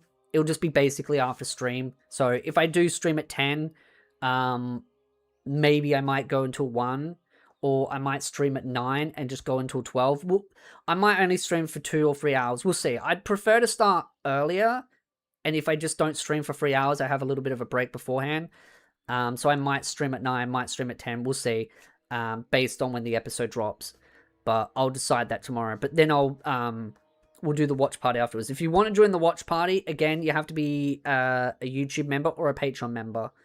You can pick either or either, Patreon or YouTube members, if you want to join the watch party. If not, that's fine. Also, I will be getting new emotes done for the channel as well. There is that coming out, and I'm very excited for the emotes because they're High School DxD. So we're getting 13 new emotes for the YouTube comment section and for the Discord. So if you're a member of Discord, you get access to the emotes there. But I will be also bringing the emotes to the YouTube chat, which will probably replace some of the Data Live ones or all of the emotes there. So we're getting a bunch of High School DxD emotes. And I'm looking at replacing the icons, the channel icons, to having little cool little icons there. I don't really like the little gem. I want to upgrade it to like a cool coin. So I'll be looking at upgrading those as well. So those are the things I've got coming down the line. Much appreciate the donations. Much appreciate all the members on the channel. And yeah, I'm just going to try and continue to try and add more things to the Discord, add more things to the channel, just to kind of give back to the members and all the rest. And of course, I'll be making sure that all the emotes and all that are accessible for everyone to check out. So if they want to put them on their own server, I don't mind. I'm not the type of person to kick up a stink when it comes to people having access to the emotes. But I'm a nice person on that. But yeah, I might get some more art done at a later point. But the 13 emotes are going to cost me a bit, so I'm hoping people like those. So again, thank you all for dropping by on the stream. And I will probably see you tomorrow, either for the watch party or the stream and the watch party, whichever. So